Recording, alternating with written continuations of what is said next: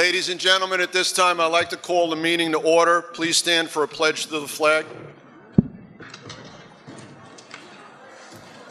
I pledge allegiance to the flag of the United States of America and to the republic for which it stands, one nation, under God, indivisible, with liberty and justice for all.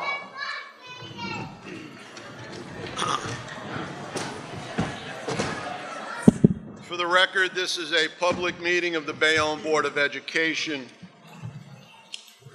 It is 8 p.m. The 8th day of May. We're convening in the Alexander O'Connor Auditorium. The presiding officer is Mr. Joseph Broderick, President of the Bayonne Board of Education.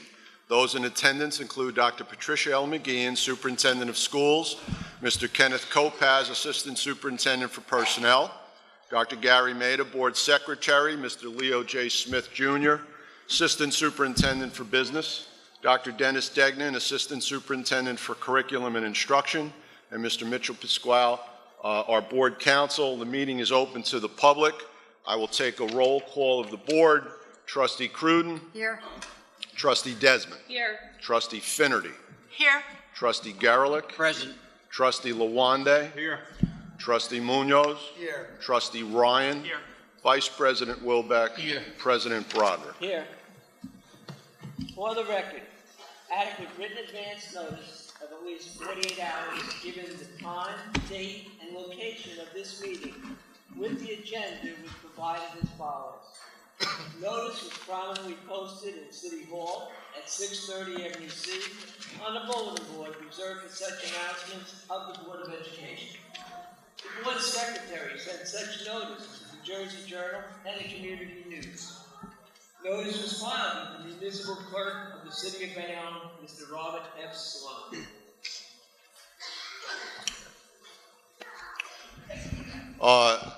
You're probably tired of me saying this, but just as the rules of the meeting, we have two portions of the meeting. One is a resolution-based and an open part of the meeting.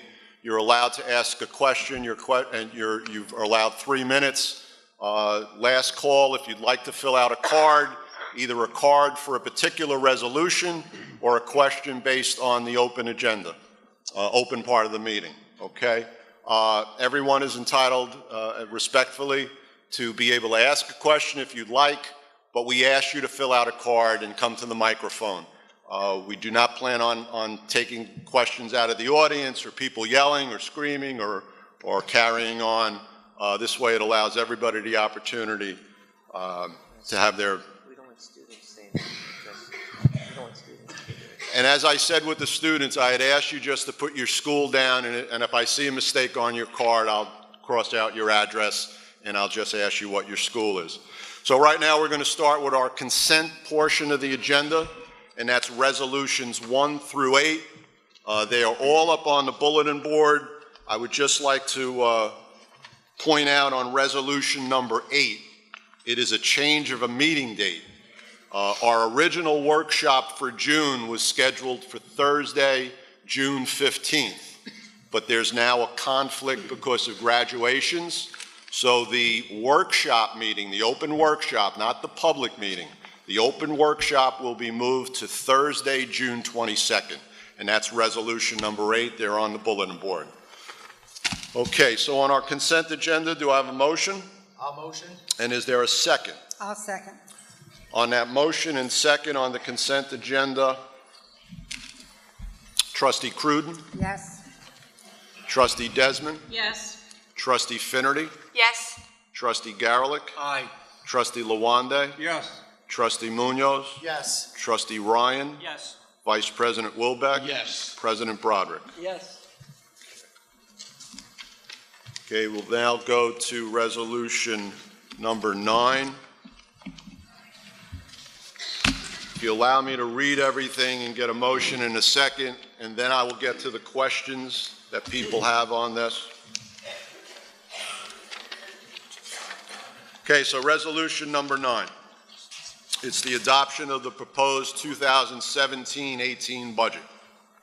Whereas the Bayonne Board of Education's proposed budget for the school year 2017-18 includes sufficient funds to provide curriculum and instruction which will enable all students to achieve the Common Core state standards and the New Jersey Core Curriculum content standards in compliance with NJSA 18A and NJAC Title 6 and 6A.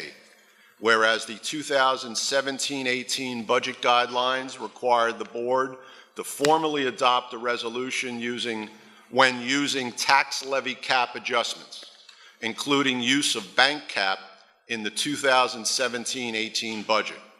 Whereas there's a need for a tax levy cap adjustment using bank cap in the amount of $1,376,529 from the 2014-15, $243,827 from the 2015-16 year, and $321,441 from 2016-17 in order to fund prior year's settled negotiated contracts and benefits beyond 2%, be included in the base budget for the 2017-18 year, and cannot be deferred or incrementally completed over a longer period of time. Be it resolved that the Bayonne Board of Education adopts the following proposed budget for the 2017-18 school year. Be it further resolved that the superintendent and the assistant superintendent for business school business administrator are hereby directed to establish the budget for the school year 2017-2018 and submit said budget to the interim executive county superintendent and provide the certificate and reports of school taxes, the A4F, for the 2017-18 school year to the City of Bayonne clerk and the Hudson County Board of Taxation by May 19th, 2017.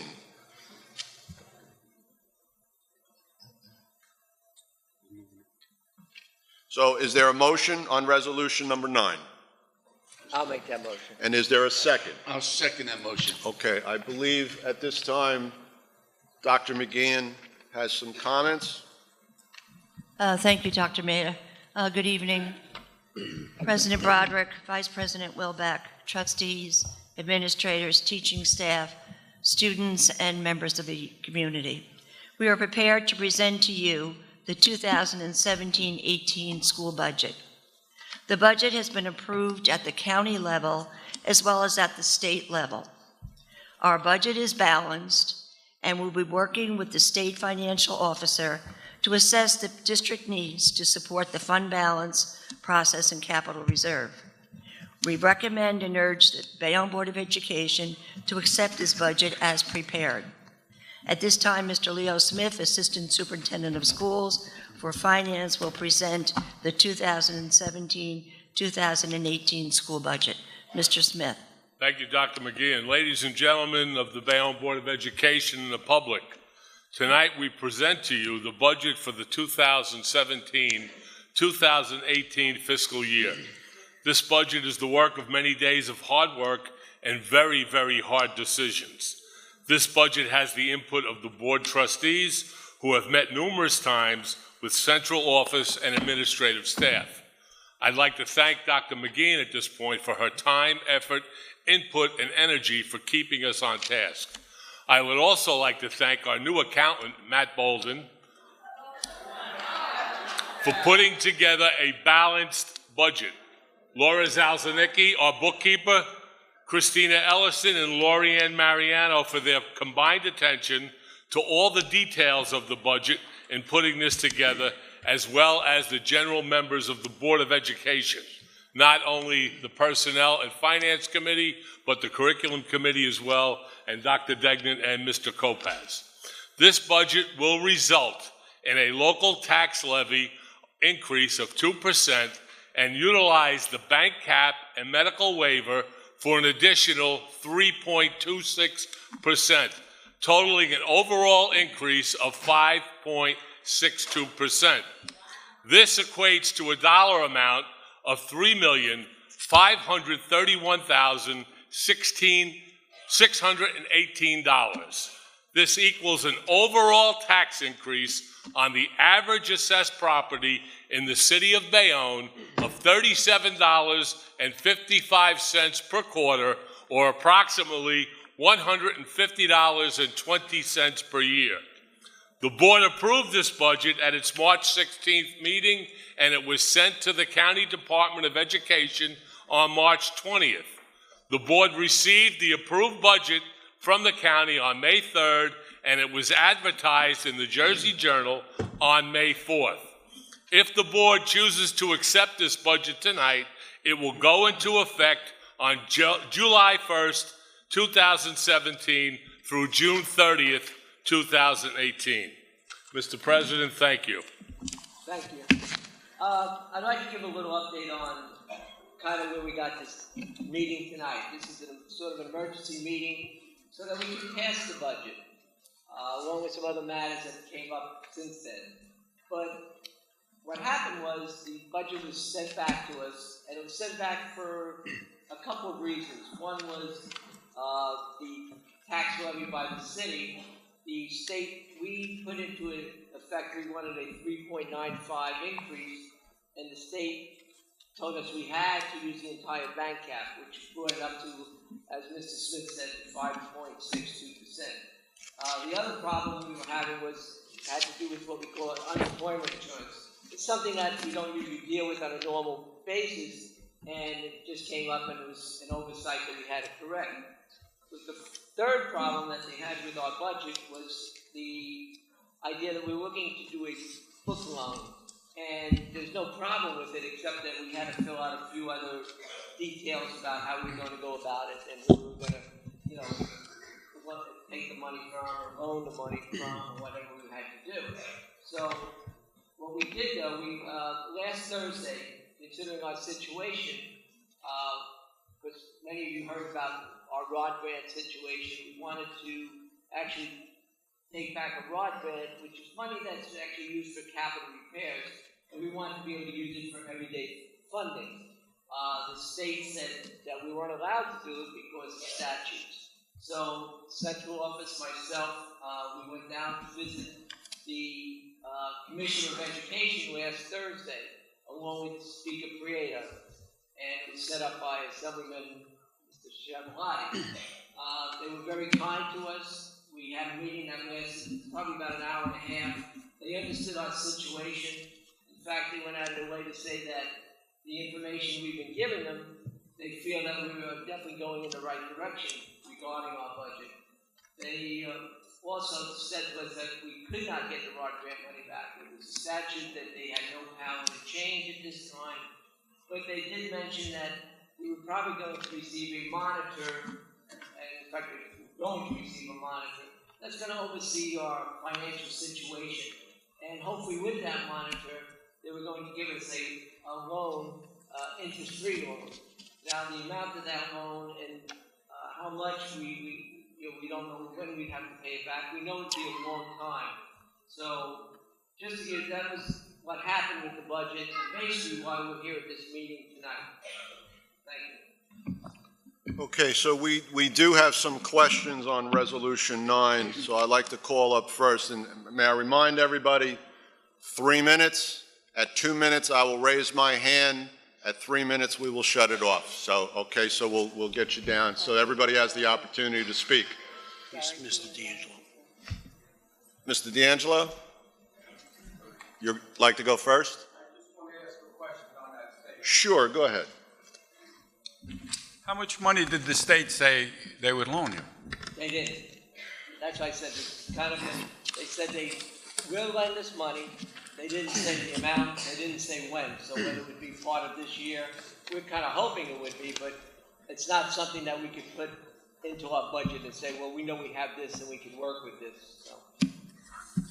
Thank you. Okay. Thank you. And once again, just a reminder to the audience, like I said, no shouting out. If you'd like to ask a question, please just fill out a card. Everybody will get an opportunity. So first up this evening is Mr. Gene Woods, 18 Zabriskie Avenue. Had a question on number 9. And then right after Mr. Woods will be Andrea Recitar. So this way you try and save some time coming up.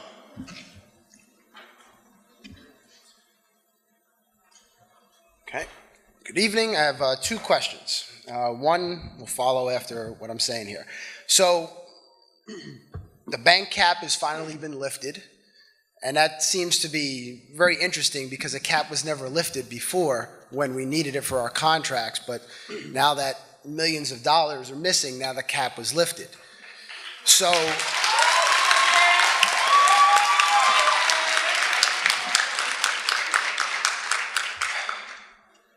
I'm trying to figure out how this works because the previous accountant, and I won't use his name, I don't think you can, but the previous accountant was only fired for misappropriation of all these funds. Yet, other people have lost their jobs or possibly going to be losing their jobs. Taxpayers will be paying more money. Yet, the next day, this guy gets a job. So I'm wondering,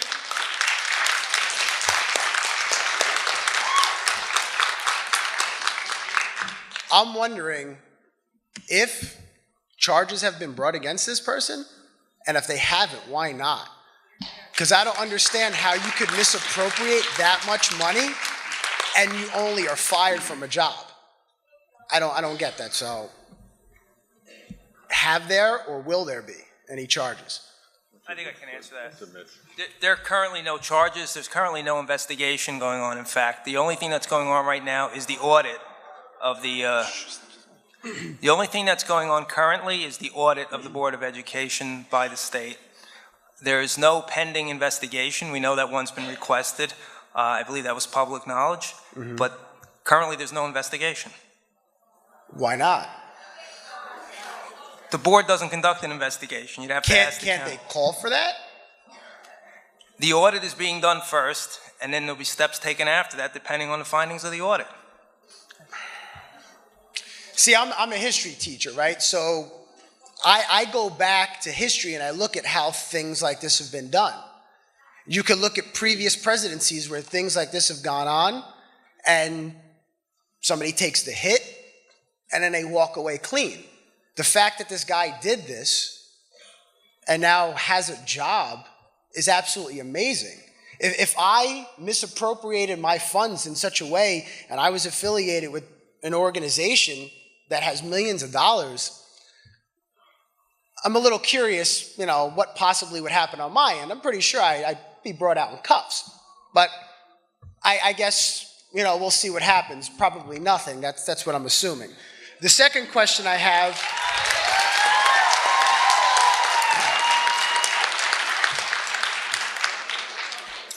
and the person is in West New York, which they've already had financial issues, but. 2 minutes, Mr. Woods. Okay, the last question is, how much money is the new accountant making and what are the benefits?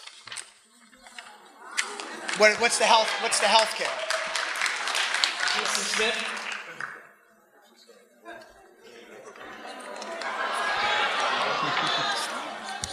His salary is $129,000. It was approved at the board meeting.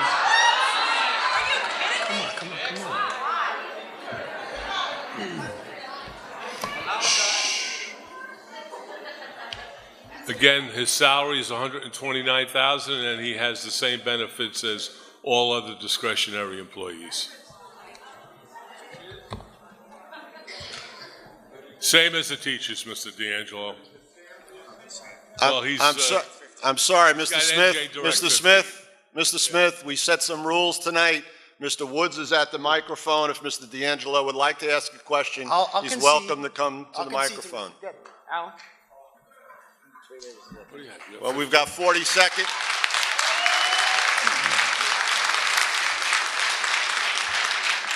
No, I think the question was the benefits. I understand it's NJ 15. Is it family plan or single? Single. Okay. Why I'm up here. If you pass this budget tonight that you propose, I see that you plan, at least with the next resolution, because you're going to table number 10, you're going to hire back approximately 88 teachers. Is there any more money in this budget to hire back the rest of the teachers? Yes. Well, why wouldn't you hire them back tonight?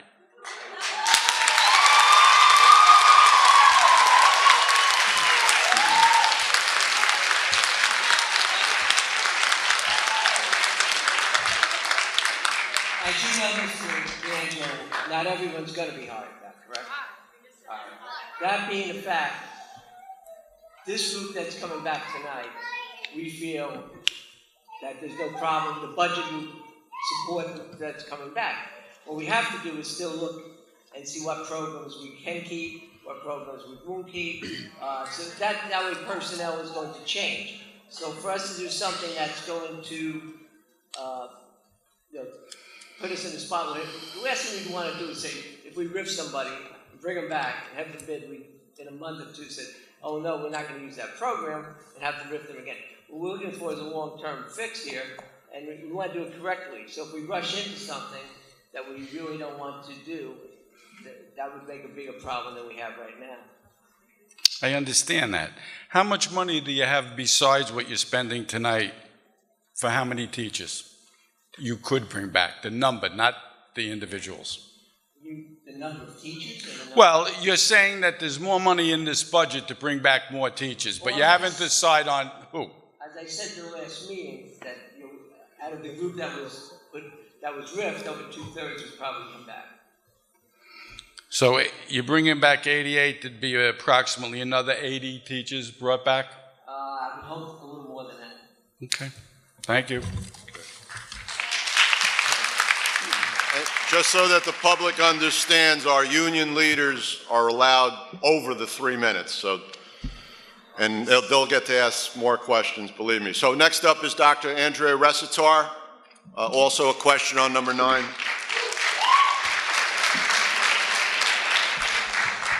Andrea Recitar, 22 West 41st Street, Bayonne.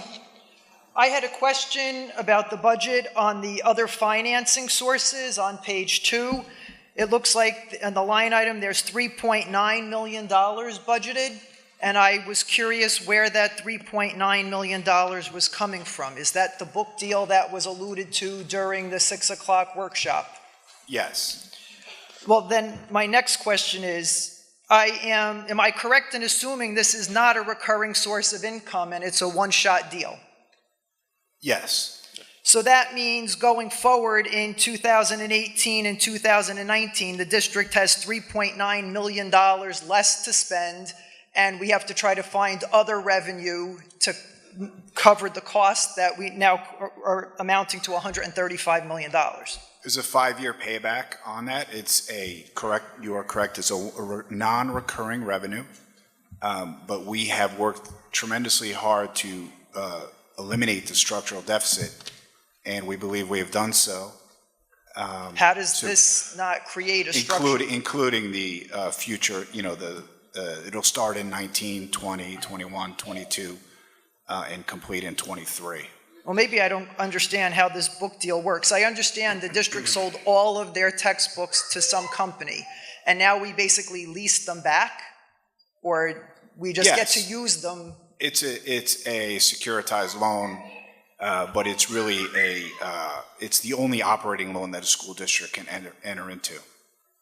So what happens going forward if we need new textbooks? We sell them again and then lease them back, or then the new ones we buy are now ours, and we only sold those groups of $4 million worth of textbooks? Well, technically speaking, they can't repossess our textbooks because we would cease to operate as a Board of Education. It's a mechanism for financing an operating loan. And so what did this cost us? In order to get this $3.9 million, what did it cost? We're negotiating the interest rate currently. So you sold them before you knew what the final interest rate was going to be? It's a sale leaseback, so we didn't exactly sell the asset. Oh, okay, but it still had to cost you some money to get this money, but you don't know how much money it costs to get this money.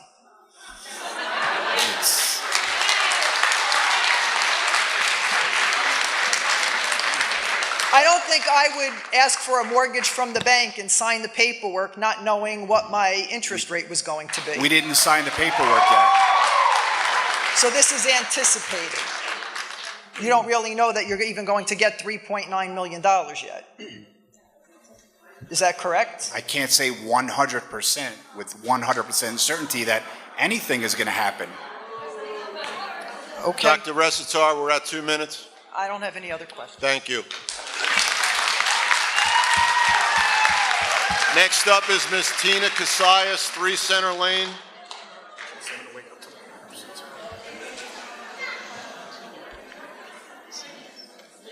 Ms. Casillas?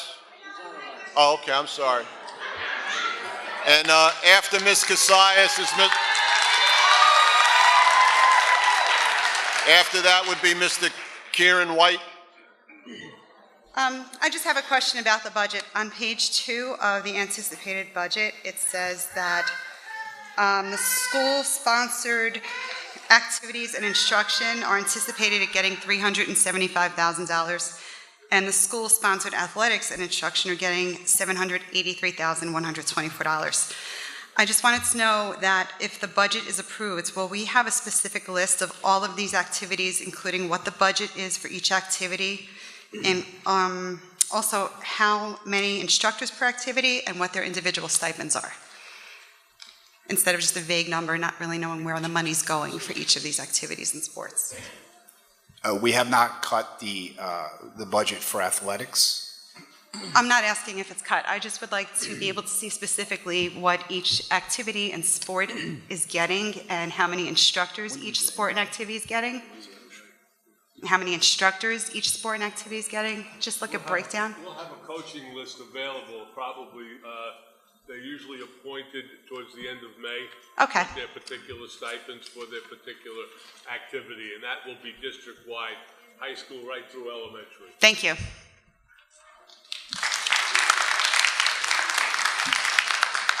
Next up is Mr. White, followed by Jay Slazinski. Good evening, Kieran White, 80 West 32nd Street. And listening to the whole book sale deal kind of reminds me of that J.G. Wentworth commercial. You got books and you need cash now? Call J.G. Wentworth, you know? But, all jokes aside, I'm the president of Robertson PTC, and our school alone is slated to lose 34 people as of last month's, a couple weeks ago's list, which I find appalling and disgusting, But there's nothing I could say that I haven't said before, and you probably won't hear again tonight from all these people here. So I've decided to maybe take a different approach tonight, and I've made a little ditty or a little song that I'd like to sing to you guys. And hopefully it'll touch your hearts, because all the words that we've spoken to you haven't done a darn thing, So here it goes. Excuse my voice, it's a little raspy for some reason. I don't know why. But. Dr. Magian, our teachers are leaving. You and Leo are the ones to blame. Look at what you've done, you should be ashamed. Dr. Magian, our teachers are leaving. You and Leo are the ones to blame. Look at what you've done, you should be ashamed. Dr. Magian, our teachers are leaving. You and Leo are the ones to blame. Look at what you've done, you should be ashamed. Dr. Magian.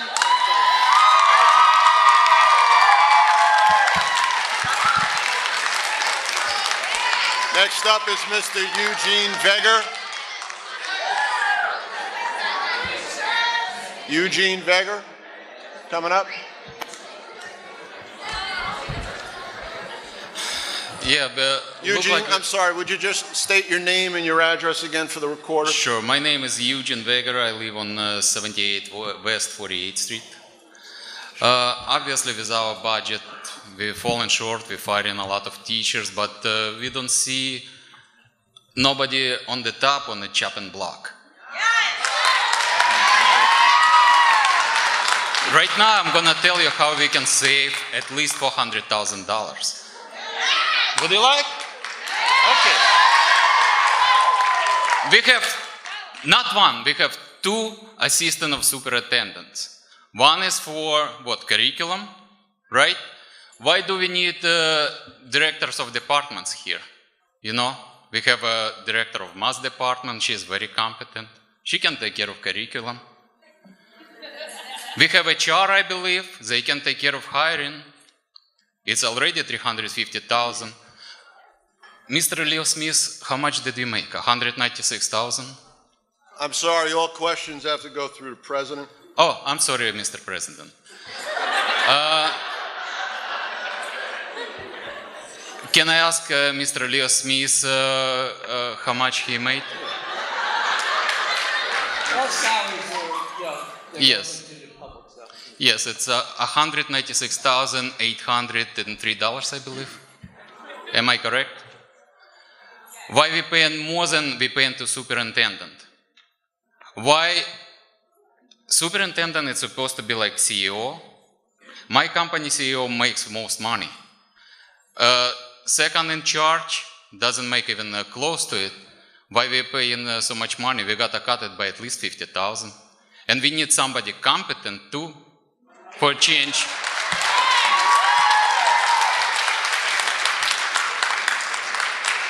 Why we firing teachers? It's here for $100,000. We can get at least 8-9 teachers back. Mr. Vigor, 2 minutes, a minute left. Excellent. That's about it. Thank you.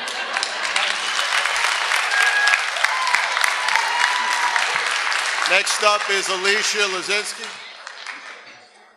115 Avenue C.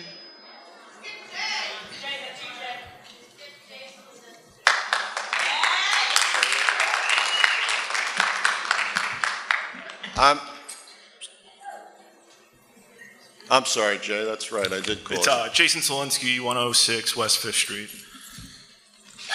Well, it's a tough act to follow, I suppose.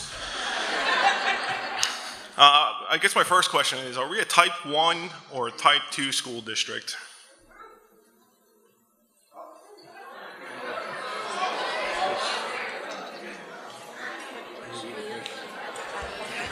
Type 2. Type 2? Can we confirm that?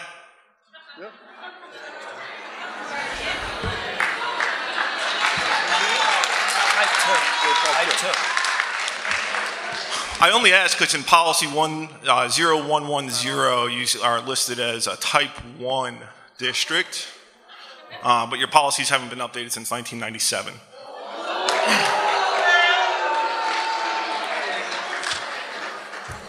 Only reason why I ask is because your funding and your budget approval process is mandated and driven by whether you're a type 1 or a type 2 school district.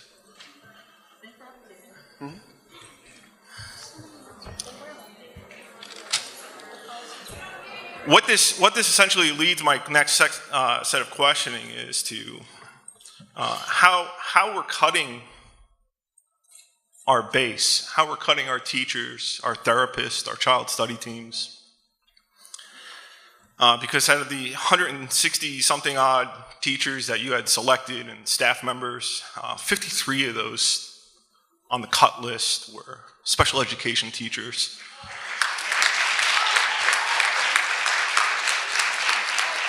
Five of them were members of your child study team.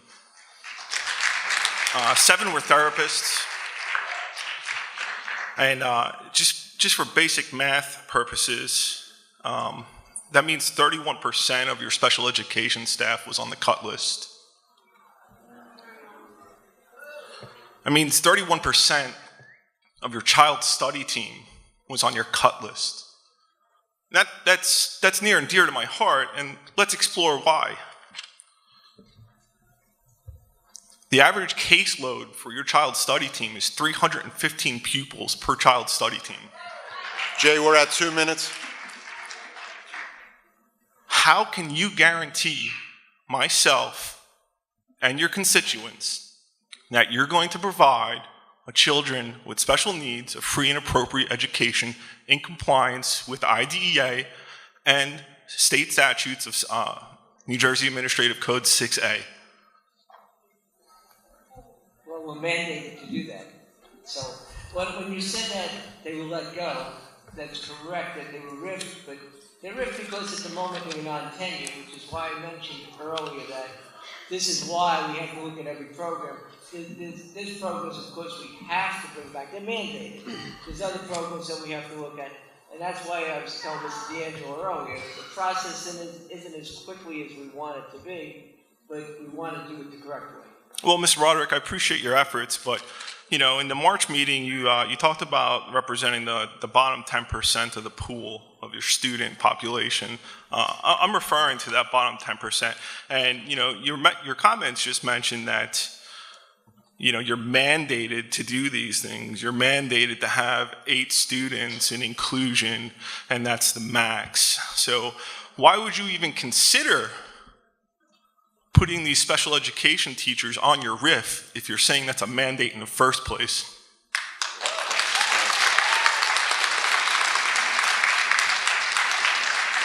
And that is your 3 minutes. It was a general statement. It was, as far as teachers went, we thought at that moment would be the fairest way, and now, as you see, we're trying to bring people back, so. You still didn't answer my question. Okay. What I did. Okay, next speaker is Alicia Lazinski.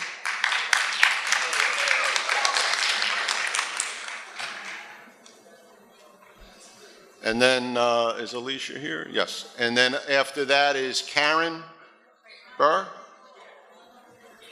Right? B-U-R-R.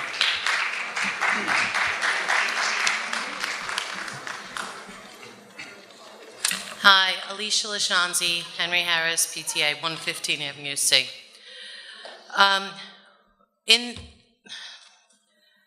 We're looking, as parents, as PTA, we're looking for transparency. When we have PTA meetings, we have a full treasury report. Is this what I'm looking at here, your entire budget? Is there not more that we can view? Because our concern is, what's the deficit up to? 11 million? So it was 6 or 11 million. We would like to be more aware. For example, was there an agenda for tonight's meeting posted prior to the meeting? No. Should there have been? When we have a combined workshop public meeting, we don't have an agenda to put online because we don't know what resolutions are going to be done. When we have a workshop and a public meeting, 2 separate meetings in the month, after that first workshop is when we put all the resolutions on that the board did during their business at the open workshop meeting. So no, it was not put online because we didn't have the open workshop till this evening. So there was nothing to put online. Okay. Except the advertised budget and the budget notice was advertised. In regard to these figures, do you have line items? For example, is the teacher's increase included in this for next year? Mr. Smith? There's no contract there. Let me start with your first question about the budget and the format of it. This is a budget format that's designed by the state of New Jersey. And if you go online, you'll see other districts use the identical product. So we are sent this format that over the years may change, but we're compelled to follow the format of the state. With regard to how the budget is constructed, during the numerous work sessions that led up to the introduction of our budget, there was discussion at meetings about the various line items, what we would anticipate we would need to carry us through the year. As far as salaries and things of that nature, because it impacts on negotiations, that would not be discussed in public. Under the law, that's an appropriate discussion for executive session. Is any of the budget public record other than what you're providing us tonight? Well, there is no other part. This is our budget. This is the state budget that we're required to complete. So during the course of the year, there's resolutions passed with regard to the expenditure of money within the budget. And if there's not enough money in a particular line item to cover the expenditures during the course of the year, then we're permitted to make transfers, and we do that by resolution as well. Is there any way to increase transparency? Because as you can tell from the protests that happened earlier, as well as the individuals that are sitting here this evening, we're not happy, and we don't want to see something happen again. We don't want to be in the same situation next year. So can you tell me how we can be more involved, how we can see these numbers more, how they can be more exposed to us, to the general public, to the parents? Yeah, as I had said, we have workshops that lead up to the budget. The budget's a process that actually starts in November, maybe even late October. And then as it reaches the level where it goes beyond the board finance committee and to the board, those aspects of the budget that are appropriate for discussion in public session, which is essentially everything except things that pertain to labor relations or pending litigation, that has been discussed at work sessions. So next year, I would suggest that you come to the work sessions, and it's the first meeting of the month, and then there's a second work session that precedes the public meeting, which is the second meeting. And in fact, tonight there was a work session, and things were discussed with regard to the budget.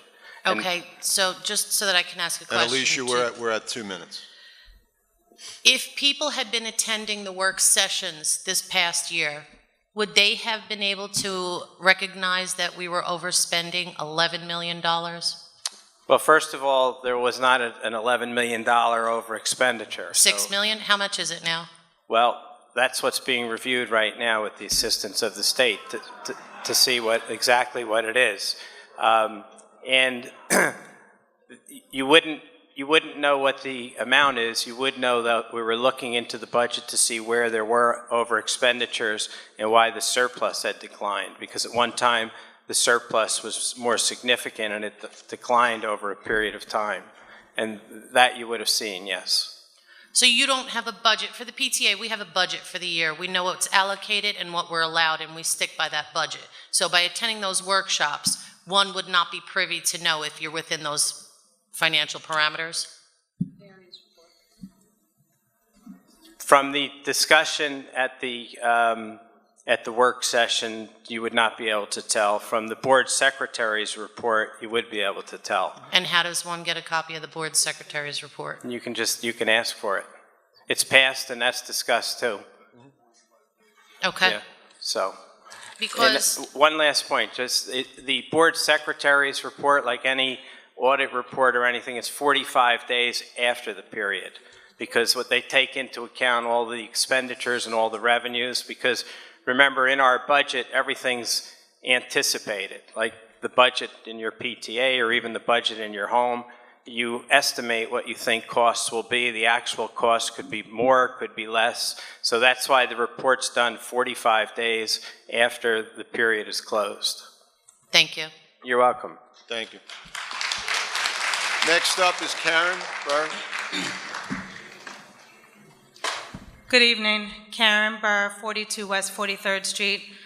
I'm the PTO Vice President at Midtown.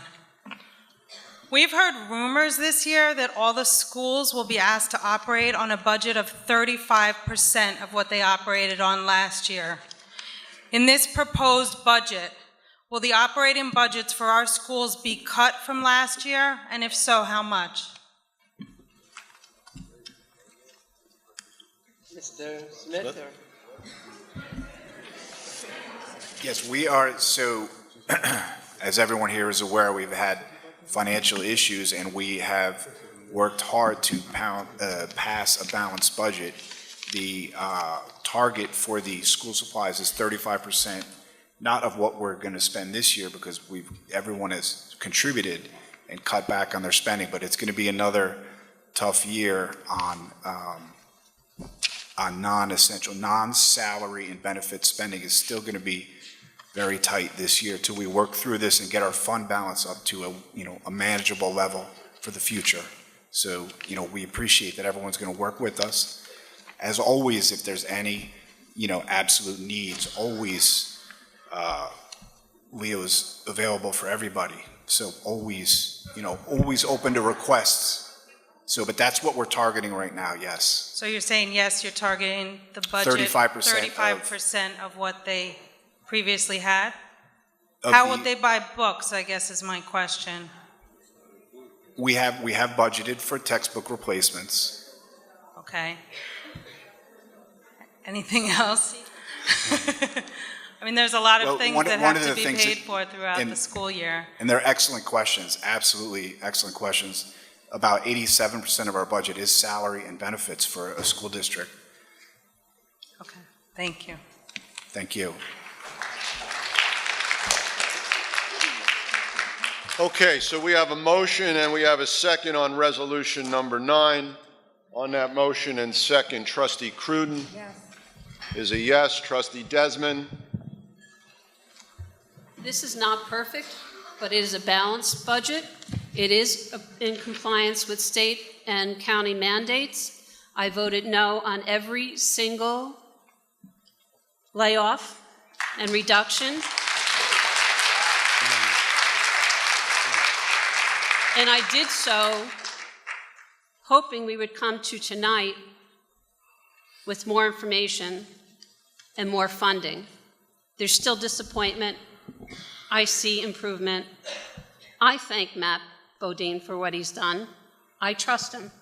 And I'm telling you, things do get better going forward because everyone is aware. Everyone is very sensitized to what's going on. And to answer one of your questions, the variance report every month tells us what was budgeted, what was spent, and it's by month. So in that month, did you do the right thing or did you go over or whatever? What's the explanation? Oops, talking with my hands and I'm Irish. And, sorry, and the balance. So monthly, we do know. And that's something I asked for as soon as I got here and we're getting it. So I vote yes. And that's a yes. Trustee Finnerty? Yes. Trustee Garlick? Before I vote, I just wanted to make a couple of comments on the budget. As was mentioned, the budget is taking full advantage of the bank cap to the maximum, which wasn't in the original budget. And just to remind everybody, there are 3 elements that fund the Bayonne Board of Education's budget. One is the federal government, and that's around 3 to 4%. Next is the city, and that represents roughly 47 to 48%. And then comes the state. The state passed a law in 2008, and that was the School Funding Reform Act of 2008. And it funded it according to what the law said that we should have gotten in 2008. From there forward, the state did not fund the Funding Act the way they said they were. Mr. Broderick and Dr. McGeehan have been down in Trenton fighting for more money, but the state has literally abdicated its responsibility to properly fund this budget. The other thing that I'd ask you all to do, because it's public knowledge, if you want to know how much money is spent per pupil in this district, it's very simple. You could go online with the State Department of Education, and you could look up, and it tells you the Taxpayer's Guide to Education. And look at what this district spends and what it gets relative to other districts in the state. There are over 500 districts in this state. Bayonne is either at the bottom or second from the bottom. And that's a shame, because you can't make it up just with the federal money and with the city money. You have to get the money from Trenton. We're not getting it. That's the problem. It's plain and simple. And with that, I vote yes. Trustee Lawanda? Before I vote, for the last 3 years, I've actually been fighting against tax increase. I'm still fighting against tax increase because I feel that we could have looked at the budget a little bit different and budgeted everything the right way. So I'm going to vote no. Trustee Munoz?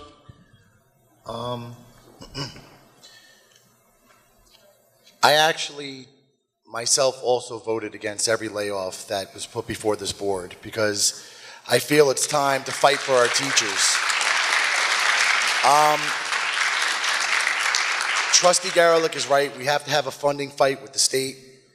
This is a perfect opportunity to do it. Why not now? There was a meeting last Thursday in Trenton where the two aims of the meeting, one was to repurpose the ROD grants, which the state told us no, and the other one was to advocate for emergency funding. And we didn't get that, but instead, the state came back with, we will loan you money. We will give you an interest-free loan, which upsets me because that's just kicking the can down the road, which is exactly the type of thinking that got this Board of Education into trouble for years, kicking the can down the road.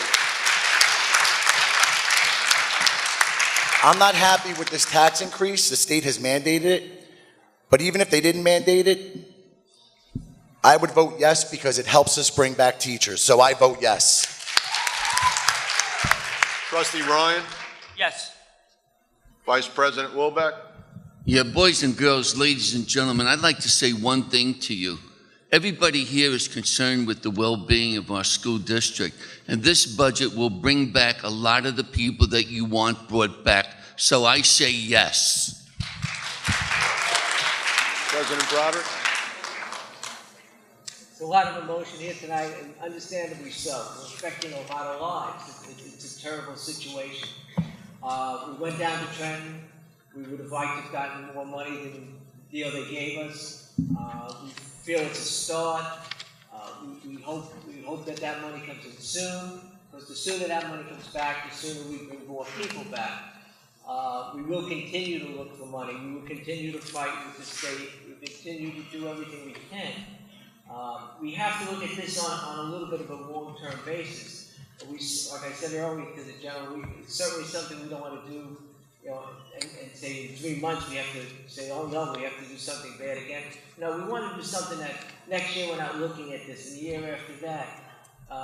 But it's something, it's a process, and it's not something that goes without pain and without looking at it very diligently and looking at every program, everything we have, and see what we can do with, see what we can do without, and try to get our fiscal house back in order. We all up here know that, and we're going to continue to work that way. So that being said, I say yes. Resolution passes. Resolution number 10 is being tabled for this evening. That'll bring us to resolution number 11. Whereas a Board of Education is authorized to appoint certified and non-certified employees upon the recommendation of the Chief School Administrator pursuant to NJSA 18A 27-4.1. Whereas the Bayonne Board of Education previously resolved to eliminate a number of positions in the district for reasons of economy and other good cause through a reduction in force due to ongoing uncertainty regarding its budget for the 2017-18 school year. Whereas based on additional information regarding the board's budget for the 2017-18 school year, the superintendent of schools recommends the reappointment of the following individuals to positions as identified on the attached list for the period of September 1st, 2017 through June 30th, 2018. Now therefore be it resolved by the Bayonne Board of Education as follows: that upon the recommendation of the superintendent, the Bayonne Board of Education reappoints the following individuals to positions as identified on the attached list for the 2017-18 school year. That contracts be executed between the personnel involved and proper officers of the board as approved as to form by counsel for the board. That the affected individuals will promptly be provided appropriate notification of their employment status. Number 4, that the superintendent or her designee is authorized to provide the necessary notification to the affected individuals. And this resolution is number 11. It is on our red bulletin board with a list of all the teachers that are being brought back. I believe it is a total of 88. A total of 88. So the actual individual names are on the resolution on the bulletin board. Is there a motion? I'll make that motion. And is there a second? I'll second it. Now, we do have some questions in regard to this resolution. First up is Donna Kennedy, 131 West 30th Street.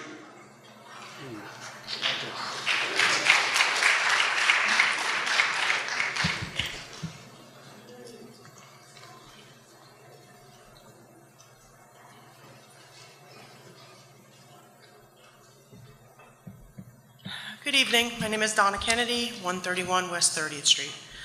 I just had a few questions. First of all, I noticed on the list there were no music or art teachers on the rehire list.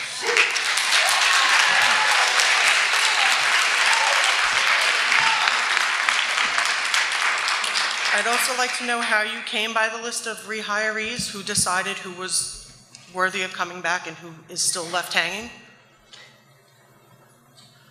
The list was made up for several reasons. One was many of the people that are being brought back, once, like I said earlier, were mandated. It's programs that we'd have to have anyway. So those people are the simplest to say, yes, we can do it. The other people were, at this point, as you can see, some of them in math, science, it's programs that we know we can fund, and it's programs that we have to have. Now, as we go on, unfortunately, the choices get more difficult as we move on. But, you know, of course, we have to have art, we have to have music, we have to have physical education, we have to have all the subjects. We felt at this point, these were as far as funding goes, was very safe with this as we look forward and just look at all programs and all areas that, you know, and nothing's being left out, whether it's core programs, extracurricular, so be it. But, Well, with all due respect, if they're mandated, why were they let go in the first place?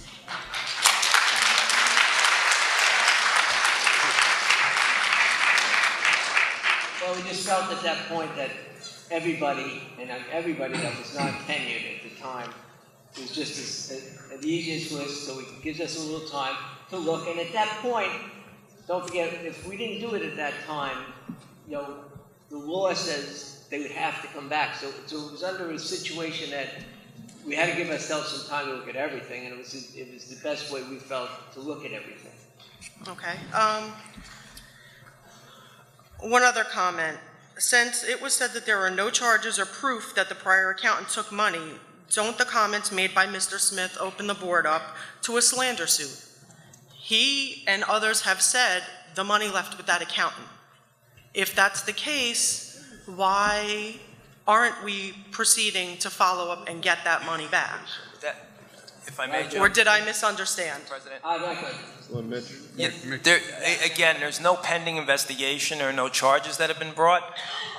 The questions you're asking are, in essence, legal questions that are foreclosed and not public knowledge. Those are the discussions of the board that take place in executive session as to how they proceed. So the board can't answer that question at this time. Okay. Finally, my one last comment. You keep saying that you're planning on hiring back many of these teachers, but some of them won't wait around to be rehired. They're already out there looking for new jobs. Does that not put us in the same position next year? We can't control what, you know, and I wish the best for every teacher here, and I wish every teacher was coming back.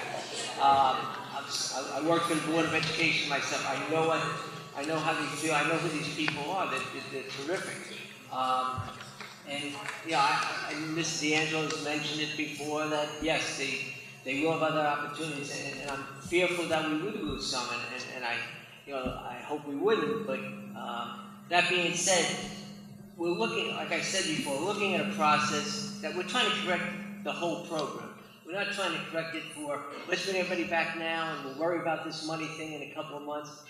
We don't want to go through ever this again. So I know it doesn't seem like the quickest, best way to do this, but we feel that it's the safest way and to get ourselves in a situation that we're not in trouble again next year.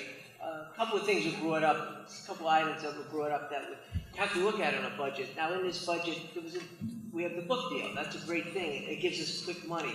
We're not going to get a book deal next year. We have teachers, starting July 1st, we start again with a teacher contract. We don't know what that situation might be. So we don't want to go forward without looking at a solid base for what we want to do. So to do that would just be irresponsible to everyone in the city. One other thing, I apologize. Following up on what Tina Casayas had said earlier, will we get a breakdown of each individual sport or extracurricular activity, their budget, their directors, their stipends, a full breakdown so that we can see that the money is being allocated evenly across all of our extracurriculars and our programs. All those are done by resolution, and it includes who they are, what activity they're in, and what they would make. So, yes. So that will be available. Approved without that being a public note, that it would be on the bulletin board just like that. Thank you very much. All right, thank you. Next up is Jessica Becker, 39 Edward Court.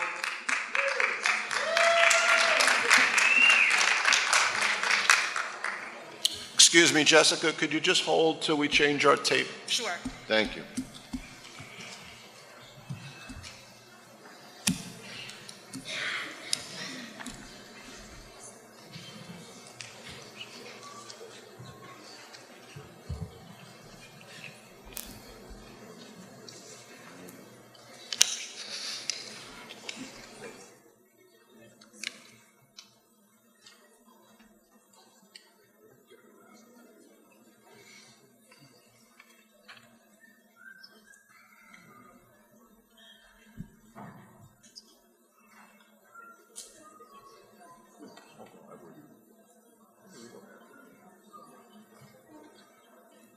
Okay. Jessica Becker, 39 Edwards Court. I'm the Executive Vice President of Midtown Community School PTO.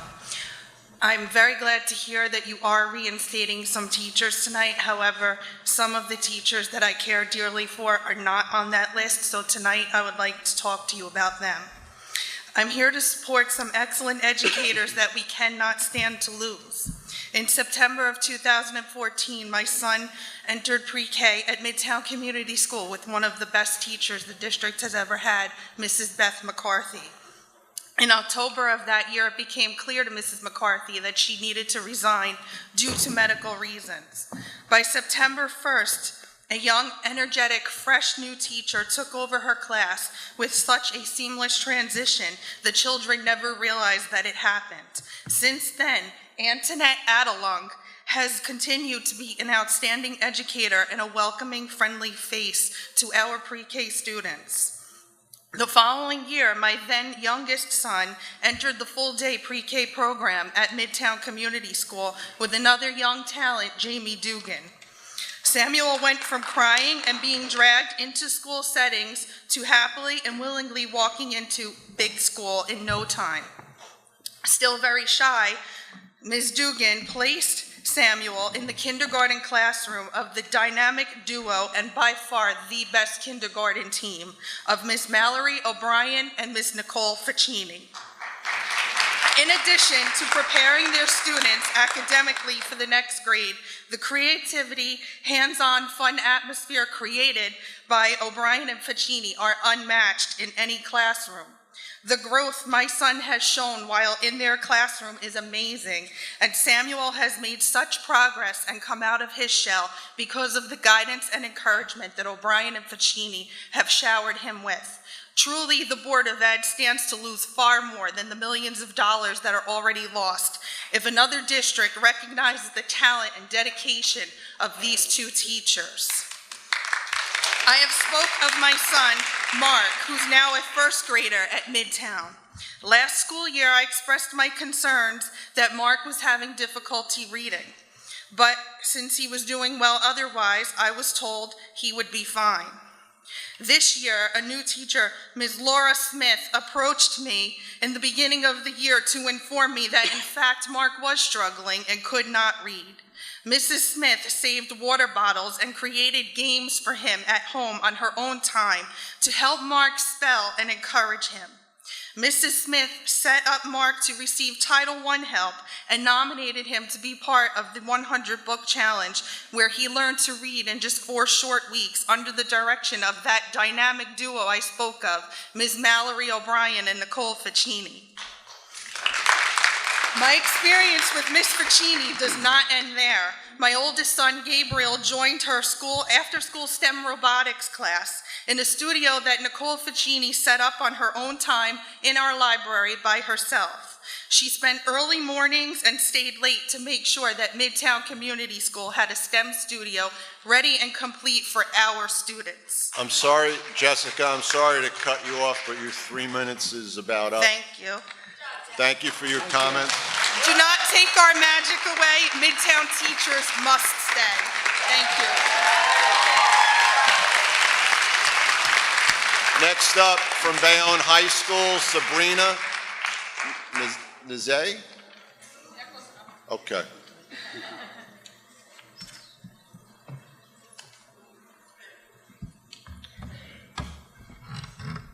All right, so let me start off with a question. Do you, as the Board of Education, prioritize Bayonne students? Yes. Okay, so what I have to say is, when discussing teachers, what needs to be factored in is not the tenure, is not the time they have taken in the district. It is the character that needs to be evaluated. And what I'm wondering is, when teachers are being evaluated by authority in their classrooms, why can't that authority be taken into account when issues like this are being handled, when people need to be laid off? They are. Okay, well, okay, so, but an issue that I want to bring up is there's a tenured teacher in the district that committed physical abuse against several students, and We can't really speak to that and name any teachers. If you want to discuss something else regarding the budget, that's fine. This sounds like a matter that's private and should be discussed elsewhere with administration. I see. Thank you. Well, I mean, allow me to finish my point, please. I'm saying that there are non-tenured teachers who have the character, who have the poise to inspire students in your positions to influence the future. And as you know, you're not going to be in these positions forever. So the people who are going to occupy these positions in the future are going to have this character, this capability to manage these positions. And so character and not tenure should be prioritized in evaluating teachers. And the fact that there is a teacher who's committed physical abuse against students and they're in the district now, I'm sorry, I really need to say this. You need to but this is not the venue for it. Okay, I'm sorry, but it's not the venue for it. If you want to discuss the non-tenure, the resolution, you could discuss that, otherwise you're done. I'm just saying that there's a non-tenured teacher who has the capability to teach these students and they're being laid off. But people who are tenured, who aren't qualified for the position, are staying in their jobs. That needs to be evaluated. That needs to be factored in. I stand with my position, although this may not be the venue for it, as you're saying, but I need to say this now. If I can answer your question real quick. What you're asking about is tenured versus non-tenured. And you're asking a question that would have to be changed at the State Board of Education level. There's laws that we have to follow. There's nothing we can do about that. If we were to, and somebody could answer if I'm wrong, if I was to get rid of a tenured teacher before a non-tenured teacher, we just legally couldn't do it unless we, for instance, like you said earlier, if you wanted to show a cause, but that even takes a process. It's not something that we walk in and say, somebody did something today, let's get rid of them. That's unfortunately not how it works. But as far as the tenure laws, there's nothing up here that these 9 people can do to change tenure laws. That's a State Board of Education. But don't you have the power to report that to state court? I'm sure if you're saying do something. I know there's I'm sorry, I know there's a process behind it, and I know that it will take a long time, but I'm just saying this needs to be considered and thought about. That's all. Thank you. Thank you.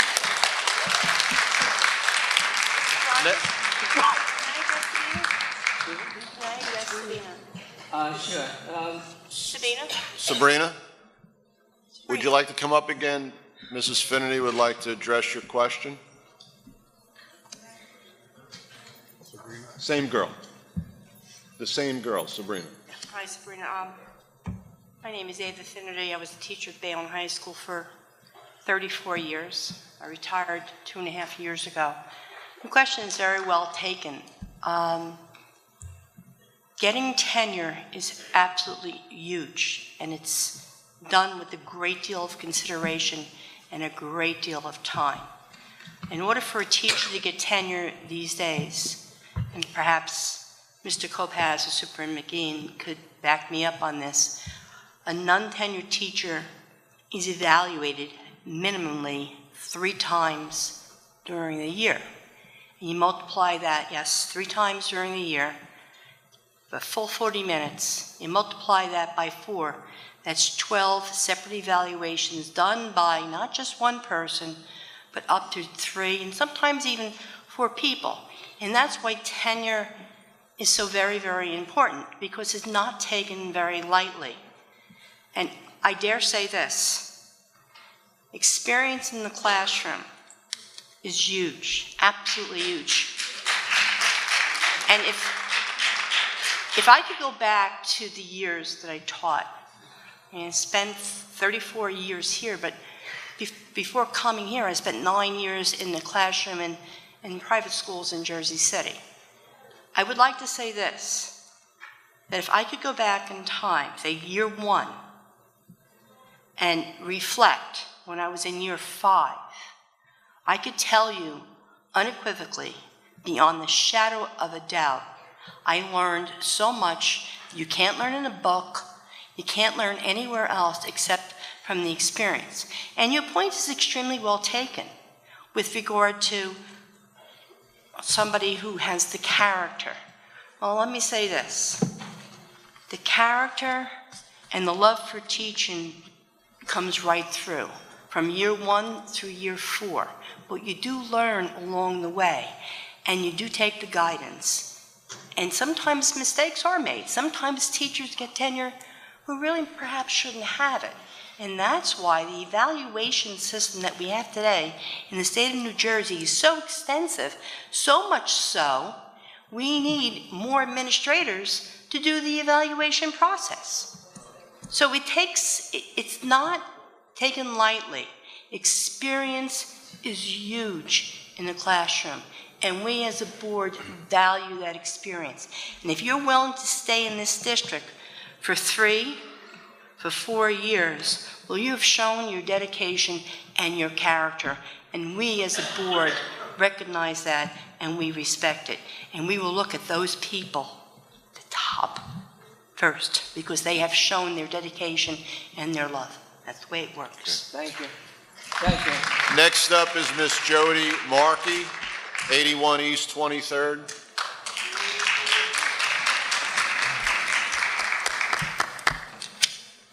Good evening. I was just going to ask the board to clarify how the teachers who are not in specified areas were rehired tonight. I understand the math and science certifications that are needed to fill positions. I understand special services. There are a handful of general education teachers on there. Can you please make the public aware as to how those decisions are made? Is it date of hire? Is it perhaps teacher evaluation? And who is the team that is putting together the list to present to the board for a vote? Wonderful question. Just getting started. All right, how the process basically works. Anyone you've seen that list was looked at least 3 different ways. One was they looked at for their abilities, okay? And I should say this, every non-tenured, every person in this district that's going to be considered to come back, it's all looked at. Number 1 is you have to have the ability. And anyone you see on this list, and there's so many more out there that have the ability that aren't on this list at the moment. I agree. Number 2, the second reason would be, like I said earlier, our programs. So what we need, what we have to have.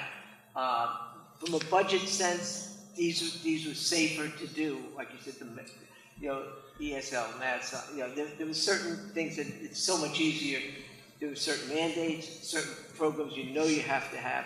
So from a budget aspect, we knew these were the safest ones we have. As we go on, it's going to get a little more difficult. And then, third, is look at their experience, like sort of like Ms. Finney said. So these are kind of the three factors that we're looking at. And unfortunately,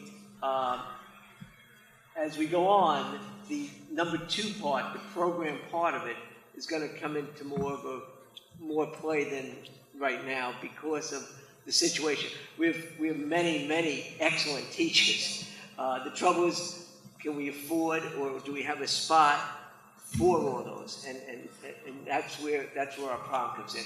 And that's why I said it's an extremely difficult situation. And it's a situation that's being looked at by a lot of sides. Central office that's here. I might say the people that might be coming in. So I just want, it's not something we're trying to just say, well, let's just do this. And unfortunately, that's why the pain is growing and the anticipation about, and we're so much aware of how we're affecting lives up here. And it's, like I said, That's exactly what we're doing, and I have to say that it seems as though the Bayonne Board of Education has become kind of like the Hunger Games. Each individual school is like a district, and we're all fighting and competing to get our teachers back, and it's sad, and to have a representation of names on a board, it's going to become a dog-eat-dog society in Bayonne, and that's horrific. And to piggyback on what Ms. Finnerty said, I couldn't agree more. But how are you going to get veteran teachers to invest the time in non-tenured teachers and nurturing them and caring for them? How are you going to get non-tenured teachers to come teach in this district and then invest their time, because they don't know if they'll be here or not. Every year, do I get laid off? Is my name on a bulletin board? Is there a better way to do that? Sure. And that's why how insulting is it? These are college-educated professionals who have to skim through the crowd to look and see if their name is on a piece of paper. As if firing them last week wasn't bad enough. Now we have to make them fight for their life on a bulletin board? It's disrespectful. There has to be a better way.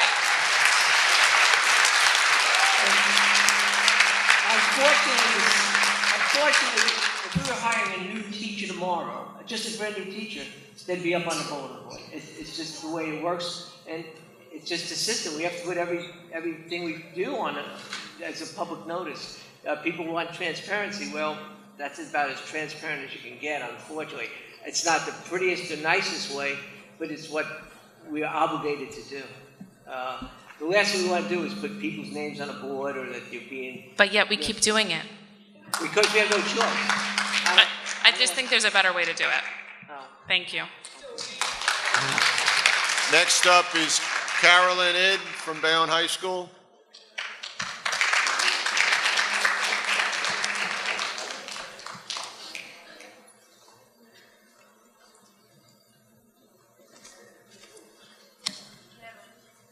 Good evening, Carolyn Id, Bayonne High School. As Bayonne High School's salutatorian, I fear that I'm leaving behind my school with students whose educational needs are not being fulfilled and whose teachers are constantly living in fear of losing their jobs. Our recent student walkouts and protests received condescending responses from administrators who clearly do not comprehend that we need our teachers. We need to keep the teachers who every day provide role models for our students. We need to keep the teachers who helped guide me from not speaking the English language to getting a full scholarship to Princeton.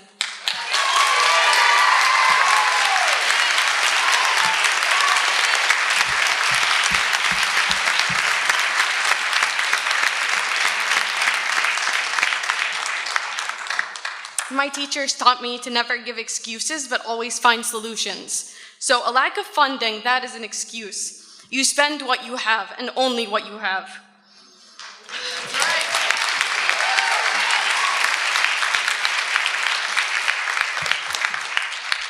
Having an incompetent accountant is another excuse. You should run an organization that can resist the failure of one administrator.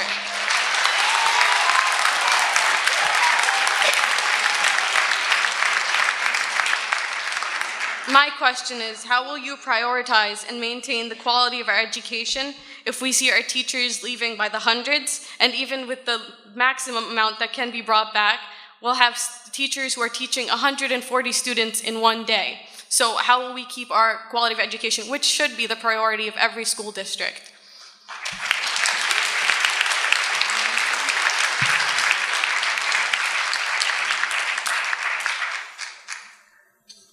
As we said earlier, that our class sizes, we're not trying to raise class size. What we're trying to do is eliminate areas that we possibly don't need. From what we understand as of right now, class size shouldn't, for any regular class, I'm talking about a regular core class, math, science, shouldn't be, nothing should be over 28 in a regular classroom. I'm sorry, but that seems inevitable. If we're laying off teachers with the same amount of students, then we're really going to have more students in a class. That just, it seems like common sense to me. I'm sorry.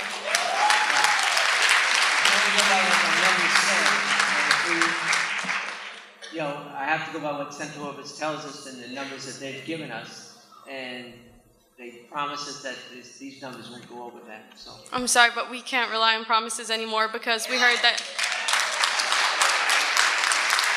we were answered in our last meeting with the administrators when they talked to us because of our protests. We were told that because we trusted the accountant that we got so many problems. So I don't think we can rely on trust here anymore with the numbers being so unpredictable.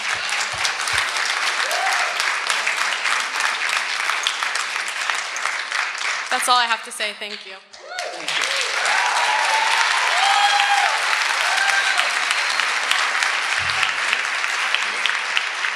Next up is Mia Burr from Midtown Community School.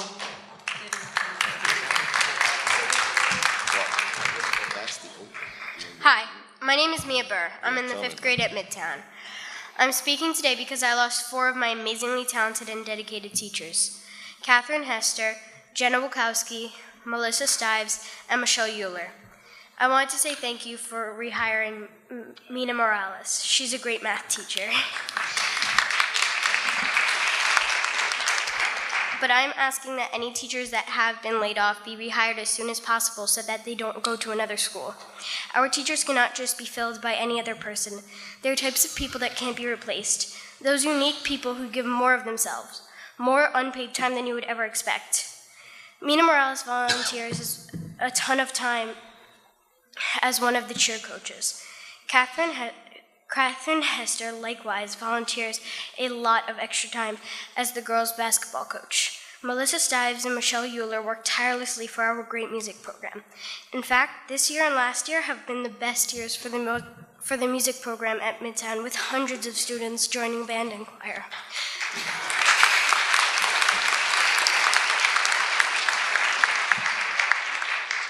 Two of the 3 music teachers making up this program have been let go. They need to be rehired before they go to another school. Mina Morales, along with Caitlin Scarnio, brought the cheer team to 1st place in the city. Catherine Hester brought the girls' basketball team to 1st place in the city. These are extremely talented, passionate, and loving teachers. I can't imagine the school without them. Jenna Wachowski is a smart, kind, and dedicated language arts teacher. She lives almost an hour away from Bayonne. If we don't rehire her quickly, she'll be gone before we know it.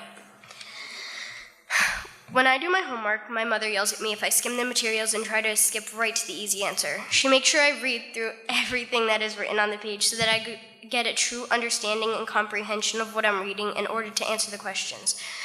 Shouldn't we be able to ask the Board of Ed to do the same? It looks like you have skimmed the report and taken the easy way out, terminating and demoting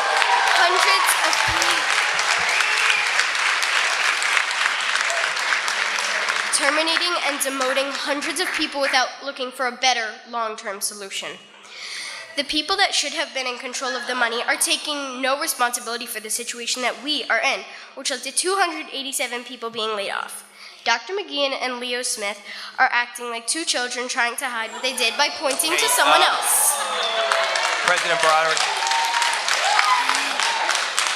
It's like kids playing with a baseball and breaking a vase. Then when asked who broke the vase, they both say, "I didn't do it, the baseball broke the vase." Is this what you want to teach us? This is the next generation that is watching you. Is this really the lesson you want to provide? Let's take some accountability and do what's right for the schools and for the future of Bayonne. I am 10 years old and in the 5th grade. I care about the future of Bayonne. Do you?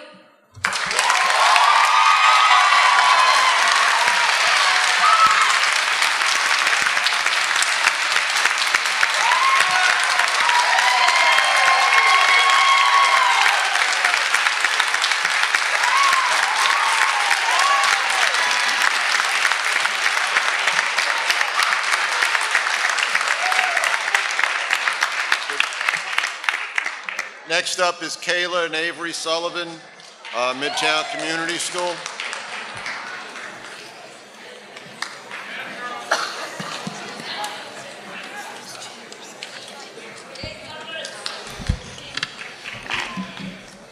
Good evening. Our names are Kayla and Avery Sullivan, 8th graders at Midtown Community School, and President and Vice President of the Student Council. But this is not important. What is important is that we are students who felt that it was necessary for us to speak on behalf of the students of our district in order for us to gain understanding of how the loss of many of our teachers will affect us. The shift in atmosphere during our school day has changed dramatically. The magic our hallways, classrooms, gym, and cafeteria once held has changed to whispers and disappointment, even though our wonderful staff tries to be in good spirits. This, we have noticed, is reflecting on the students, not academically, but emotionally. Being with their teachers all year, who they have grown to love and trust, means that when there is something wrong, the students are aware. 287 faculty members, to some, may seem as though it is just a number, a way to make up for a lack of monetary funds. But in actuality, there are names, faces, families, and worried students and parents that go along with each and every employee affected. Mrs. Morales, our dedicated varsity cheer coach and brother's 4th grade teacher, not to mention neighbor and honorary mother. Her smile and generosity, both toward our team and her students, could never be filled by anyone else. Mr. Tonneson, without our involved 8th grade social studies teacher, we would not be #1 in the state of New Jersey for our performance and on our way to National History Day finals in Washington, D.C., a trip that hundreds of other NHD participants wish they could be able to go on. Contributing with his other activities like peer, academic challenge, and flag football, taking away from his personal time to positively impact many of the students of our school. Ms. Ficini and Ms. O'Brien, teachers that are the epitome of love and dedication to their precious kindergarten students. Their kind nature and ideas to make learning fun for their students has inspired me to become an early child educator just like them. These teachers who are role models to me, we feel are too valuable for Midtown Community School to lose. Mrs. Morales, Mr. Tonneson, Ms. Ficini, and Ms. O'Brien, people we have the pleasure of being with every single day. These teachers do more than teach the required material, but they go out of their way to be involved in their school community and be there for their students. However, we must remember there are still 283 other faculty members who have stories just like these teachers mentioned. As students, we ask you to keep in mind how we feel when our role models are in question about the status of their jobs. And coming from a family of educators, we ask that you don't only look at how many years these employees have been working for the Board of Education, but what they do to make the lives of their students, like us, better every day. Thank you.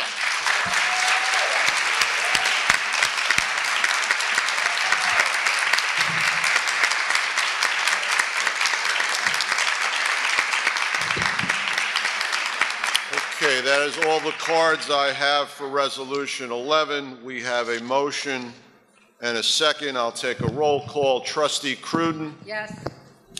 Trustee Desmond?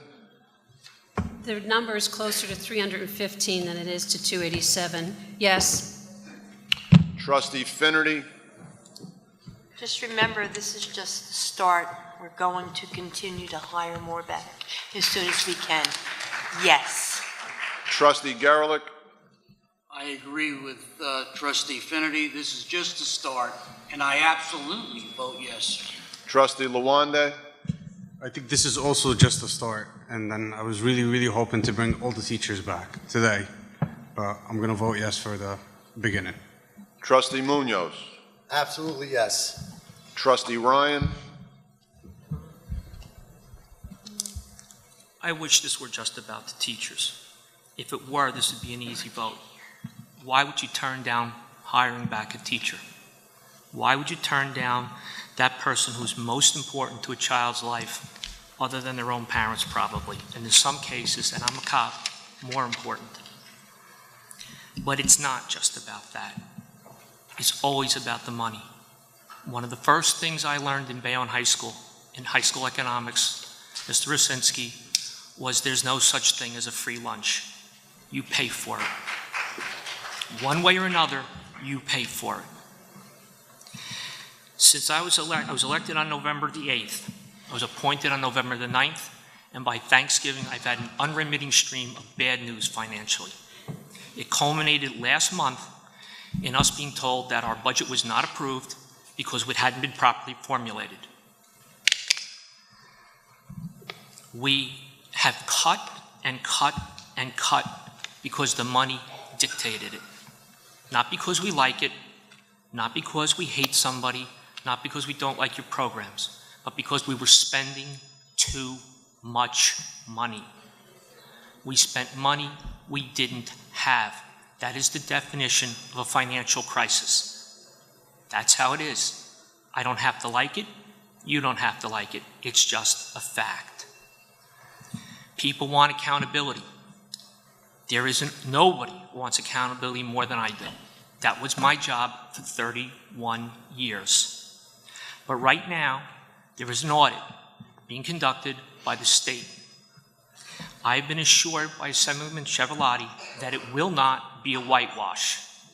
There will be accountability. But until that time, to say anything more would be irresponsible of me, so I won't. But you're going to have it, hopefully as early as September. I said it the last time we passed the budget. I'm going to ask again. Please be patient. The question now is not only do we bring the teachers back, but when and who decides. In approximately a month, Dr. Wonka will be taking over as the superintendent of schools.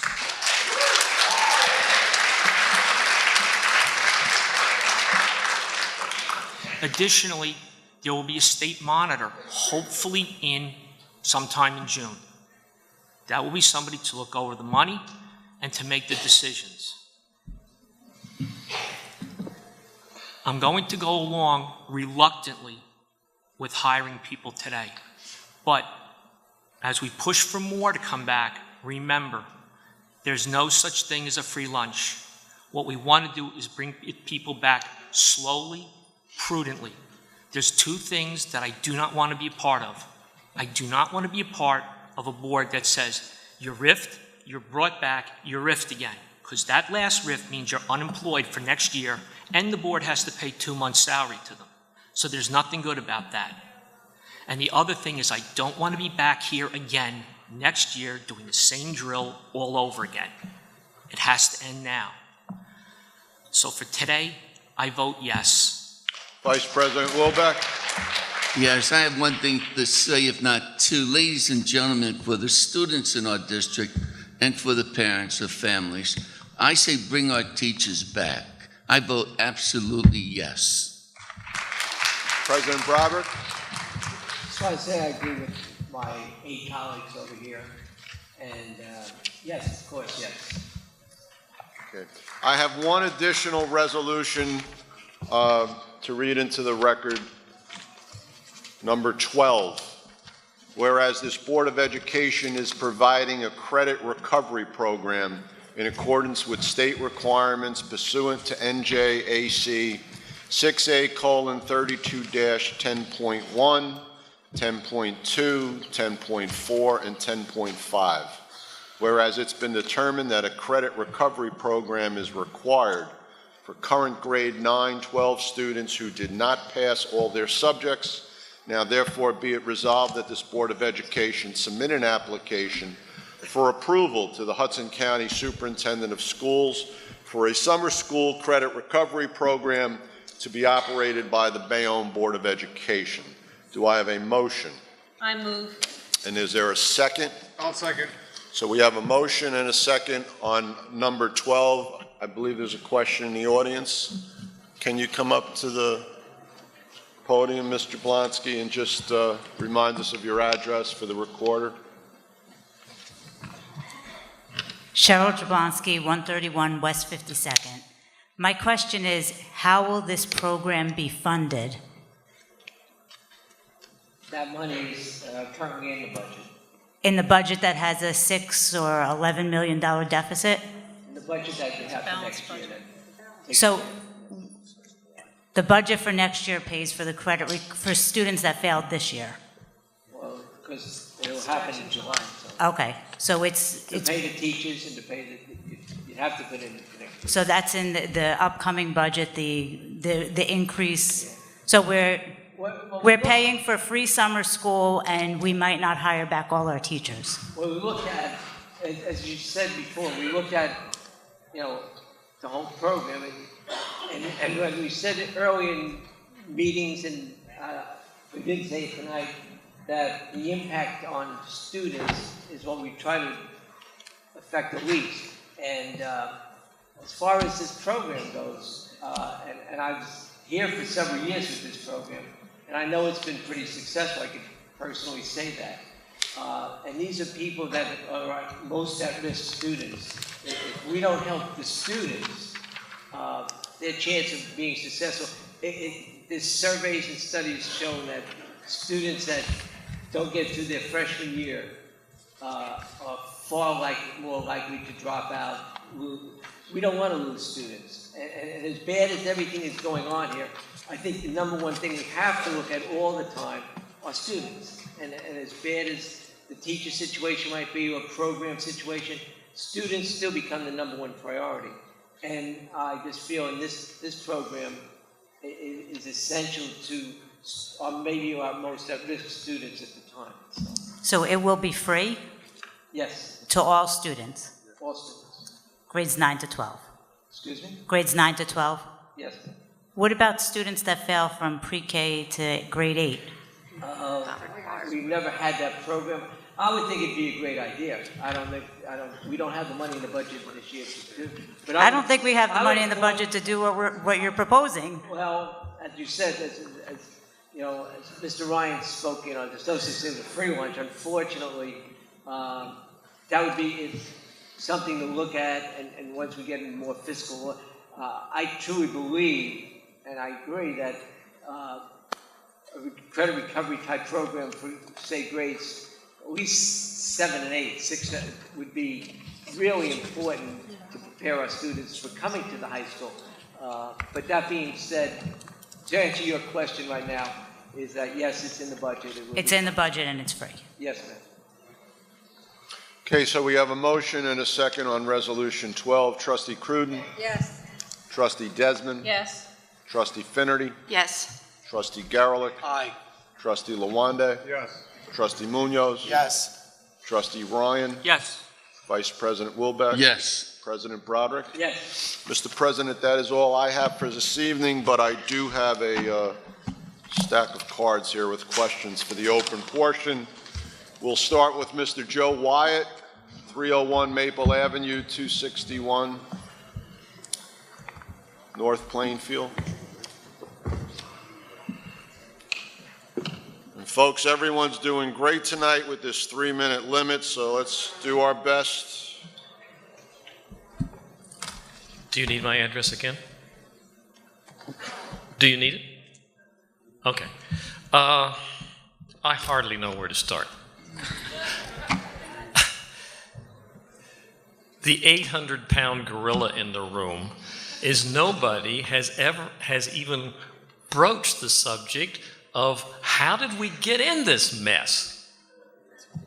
We're 6 months into it, and we're going to have another audit, which is being done by the state, and I think I remember it's going to be confidential, so we won't know what's in it.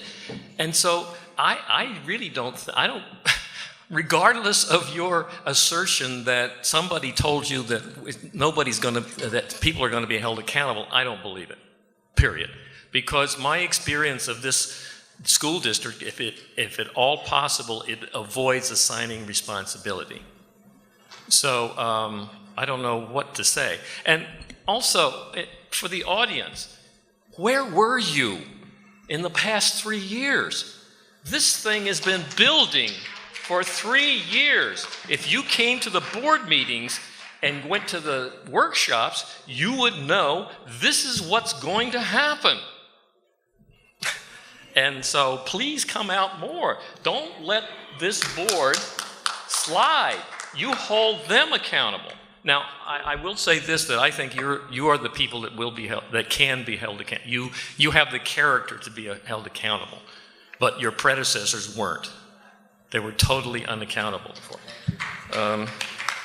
So I'm still bothered by the opaqueness of this process. People refuse to answer questions. I've been to these meetings. I've watched you ask questions that the administration will not give you an answer.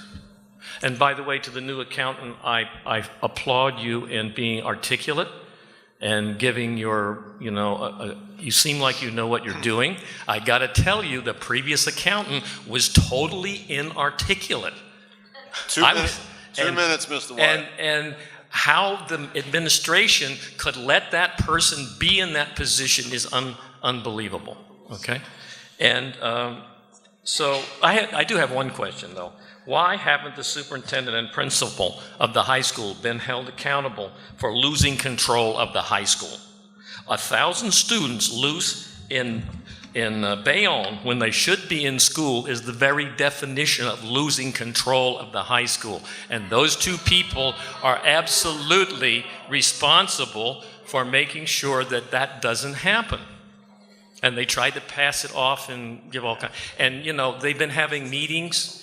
And some of the students ask questions, and when they ask embarrassing questions, they were told to leave. And then one of the VPs said, who put you up to that question? These kids are smart enough to know what's going on. You've seen the evidence of that. Thank you, Mr. Wyatt. Next up is Mr. Joe Barbero, 136B West 32nd Street.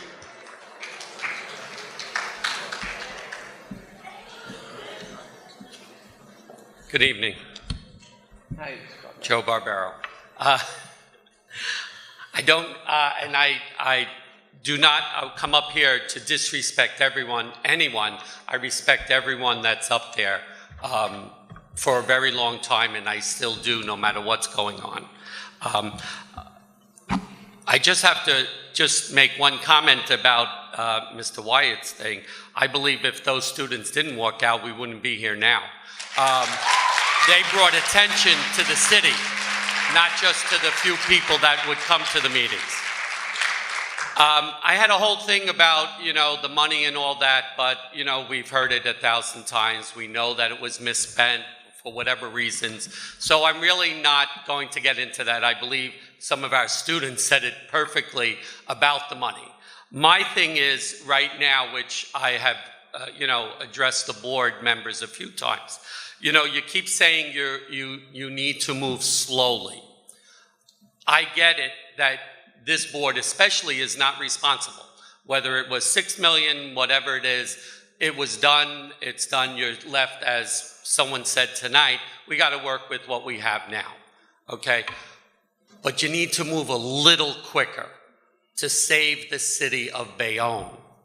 I'm a life resident here, and the city is trying to pick us up, whether it been, Mayor Smith, Mayor Davis, they've been trying to pick it up, and the crust of a city is its Board of Education. And once people get a hold of what's going on here, and 315 people's lives and our students are affected, it's going to bring Bayonne down very quickly.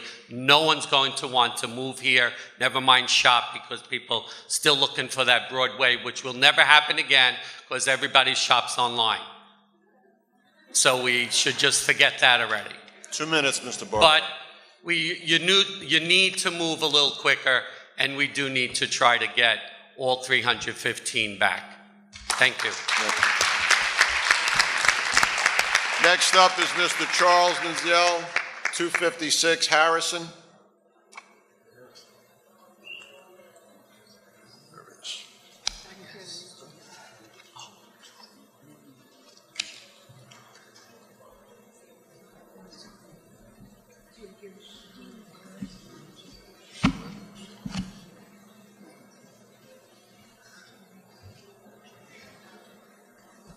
I'd just like to start with 3 points. The first point is I'm not here to throw stones at anyone at any time.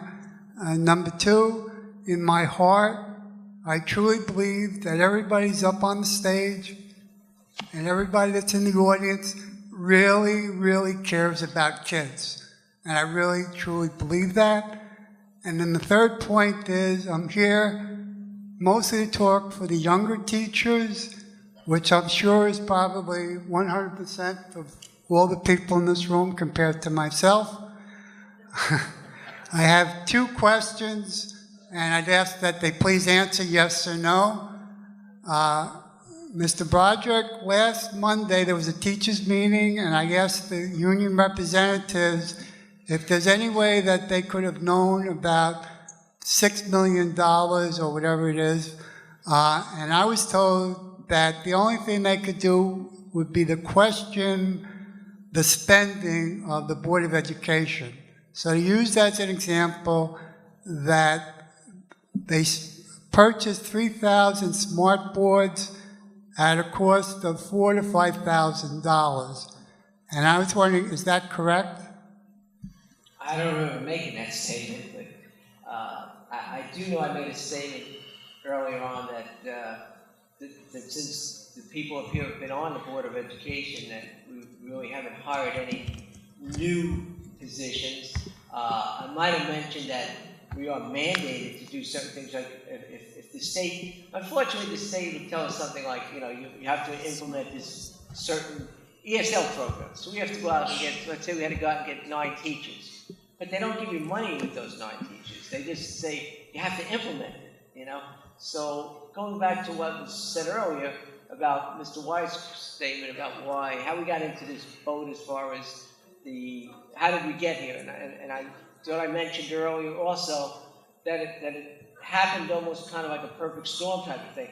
The city over the last 10 years never raised taxes, basically. The state flatlined us with no money.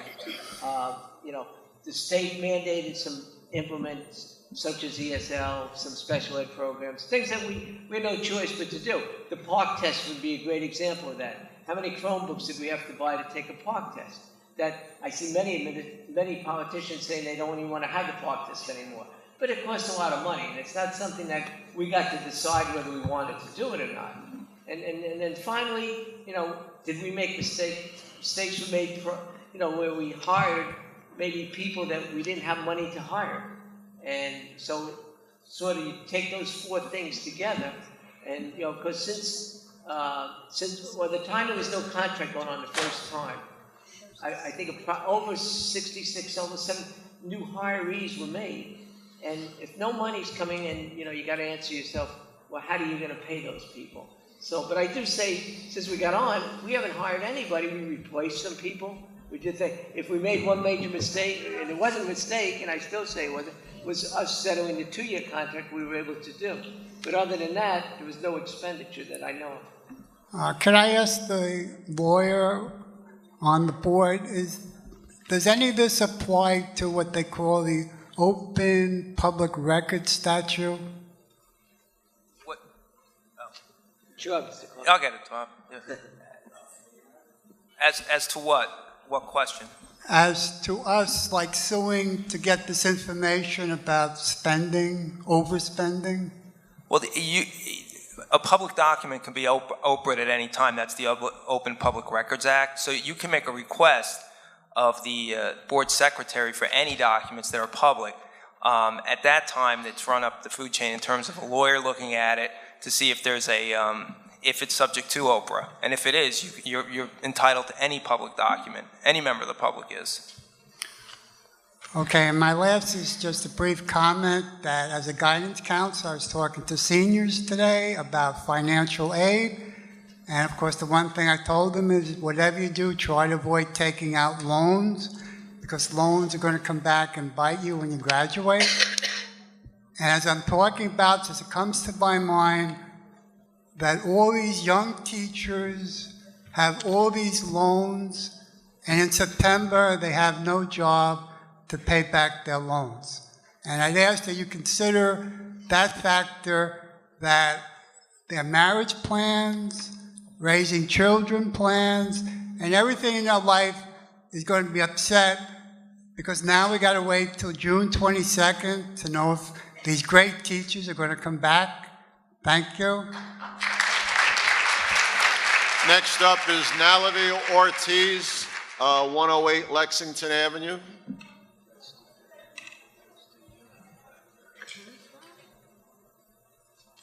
No? How about Daniel Mendez, Bayonne High School?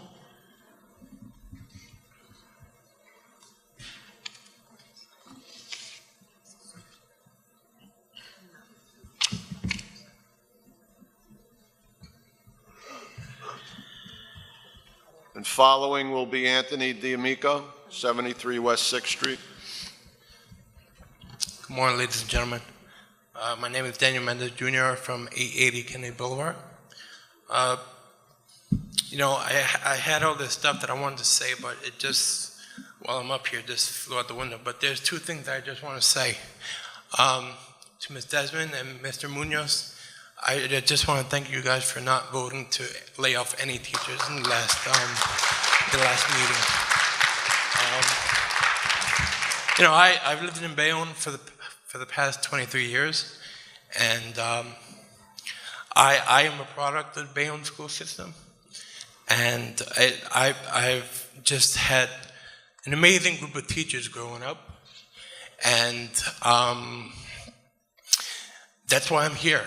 Because I actually work, I'm a teacher aide at the high school right now. And, you know, like I said, I was a student here, and they just filled me with encouragement. They filled me with knowledge. They filled me with being a good person.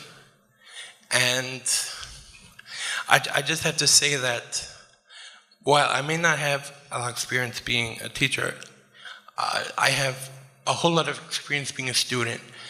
And when I saw all the students from the high school protest and just speak their minds and say that they had amazing teachers, it just brought me back to, it just brought tears to my eyes, because I know that what they're feeling, what they were feeling was the same way I felt when I had all those teachers, instilling knowledge and instilling values in me. I know the value of a good education, and so do they.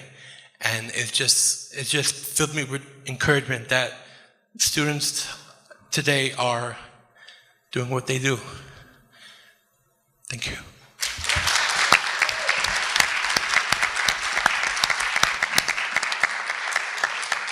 Anthony's coming up. After Anthony would be Sarah Alcindi. Anthony D'Amico, 73 West 6th Street. It's going back to the budget, so it would be more for the accounting. But on page 4, your total expenditures net of transfers, the revised for this year is 137,248, but then your anticipated for next year is 135,201. And if that book money is a one-time thing, how would we figure in for $2 million less? We still don't know the reason for the $6 million that's spent. So how do we get $2 million less for next year when we still have a hole? You're comparing the 17 budget, our current year, to the 18 Yeah, your budget? line item 1617 revised. So on the bottom, it's $137,248,902. But then your budget for next year is $135,201,309. Well, how do we save $2 million? Okay, there are probably three things that are causing that. The first one is we're only allowed to budget 85% of our federal grants. And actually, we cut that back a little because we're getting word that the title grants, now the ESSA, may be cut by as much as 20% due to the politics at the federal level. Also, the restated 17 budget takes into account encumbrances from last year, so it was significantly higher last year. The budget was actually adopted at the general fund at about 121 million, a little over that. So that's distorting that. Those are and the third factor, obviously, why most of us are here tonight are because of the reduction in force, which is reducing next year's budget appropriations. So you've taken in the reduction in force and not taking full advantage of the grants because they might get reduced. But then at the same time, Mr. Broderick, at the other meetings, you're saying you're trying to hire back 2/3 of the staff. I'm pretty sure 1/3 of the staff doesn't make a $2 million difference. So to me, the math just doesn't work out. I don't get how we're saving $2 million next year if potentially that grant could get cut, but if it doesn't get cut, now you have that money, and you have a $3 million or whatever it was for the books, that is a one-time hit. That one-time hit comes off the books next year, correct? Yes, it does. So then that's $3.5 million that you're gonna lose right off the bat, except you're only losing $2 million. We also have an offsetting one-time retro expenditure in the 18 budget to cover the contract that was recently settled for the BTA. So you're gonna do the two-year retro for the teachers. You're gonna lose the $3.5 million in the book money, and you're gonna save $2 million and still try to bring 2/3 of the teachers back. It doesn't add up. It doesn't add up. That's my question. It's not adding up. So where are you getting that you're gonna save $2 million? If you're losing 3.5, you're trying to bring back 2/3 of the teachers and give them back their 2-year retro. I mean, it's a simple budget. I mean, my budget on a construction project is actually 5 more pages and a lot more detail. So I understand it's a state requirement to simplify the budget, but No, we have a user-friendly budget which is required to be posted within 40 hours, so most likely be posted sometime tomorrow, if not first thing Wednesday. And we also have a more detailed version of that same user-friendly budget that you're welcome to have. I can email it to you if you send me an email. okay. Because, I mean, like I said, Well, it's an advertised budget, so it's, by its nature, it's going to be, boiled down to the bare essentials. So there certainly is much more detail that's available to you. All right. 2 minutes, Anthony. Okay. The other thing, and nothing against athletics at all, and I'm an athlete. I went to college for sports, so how come we didn't touch the athletic budget at all when they're student athletes? The student comes first. So we're sacrificing the classroom for the athletic field. And I love the athletic field, don't get me wrong, but we didn't touch the athletic budget at all. Why? I mentioned earlier that all programs are gonna be looked at. But you're passing a budget that doesn't change the athletic portion. It'll increase the spending we do on each one of those line items, and if we could save, the more money we can save that way, the more possible teachers we could bring back. We all know cutting an athletic program is a big expense. That's why Boise State's cutting their wrestling program. That's why Syracuse cut their wrestling program. It was a way to save a big expense with minimal impact, because us wrestlers, we only have about 10 people on a team. But it's still, even on a high school level, it's almost $500,000, almost $1 million in insurance, equipment, travel, and everything. That's for one team. This town has about, 4 competitive cheerleading teams, tennis squads, everything. It's not like if we cut some of those programs that they don't have other opportunities. So it seems like you're saying that you're doing everything that you can to save these teachers' jobs, but you're keeping the athletic budget intact. So you're not doing everything. They're student athletes before they're athletes. So the student part has to be taken serious, and you're just leaving that money in the budget earmarked for athletics, not for teachers. Okay, thank you for your comments. Next up, Sarah Alcindi, 152 West 10th. Followed by Shannon Stewart, 5 Seaview Court. Sarah Alcindi is my wife. She had to go home for the children. You could take My it. name is up there, Haitham Osman, 152 West 10th Street. You could take the time. Why don't you repeat, you got that? Repeat that again, and I'll find your Haitham card. Osman, 152 West 10th Street. 1 second. Someone earlier today said you get monthly reports on the budget. Why didn't you see the deficit where the money was missing in these monthly reports? I got the, I want to answer it. But because I do want to make sure to finish. And I got the report Okay. after the deficit was found. Then it was a good idea to give me reports. So we didn't have these monthly reports No. prior? No. In the entire Board of Education of Bayonne, in the history of Bayonne, we never had monthly reports. I'm not, I don't know. with all due respect, whatever I say today, it's not to I don't know what pinpoint they did anyone, before. but I just want to know, within all these years, we've never looked at who should be accountable for anything. I'm not stating you, but monthly reports at any job should be looked at, but at a level of Bayonne with thousands of students, shouldn't that be looked at before? But, it's... tax increase of $100 does not seem so much now, But if the next city lost or missing money, then the tax will be looked at for any deficit throughout Bayonne. Now, every year we have a deficit, we're gonna say, you know what, let's increase the taxes. It's just $100. And next year it's gonna be 100. No, you know what, it might be 200. Now, it might not be for education, it might be for the bridge, or it might be for the roads, it might be for such and such. But every year we're gonna blame it on something. One of the students here, the young girl here said,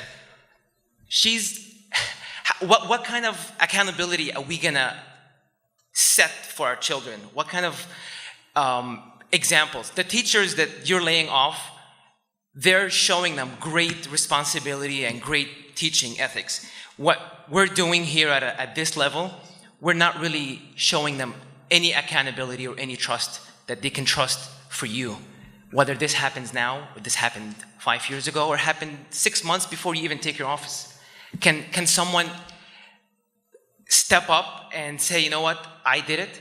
Well, we let go of the accountant that was here, okay, and we hired the new one. But the same question was asked a few times. How come we didn't go after the person that took the money? Now, if anybody here, I'm not stating anyone, took the money and just ran away to another country, we're definitely gonna go after them. Is that correct? Or no?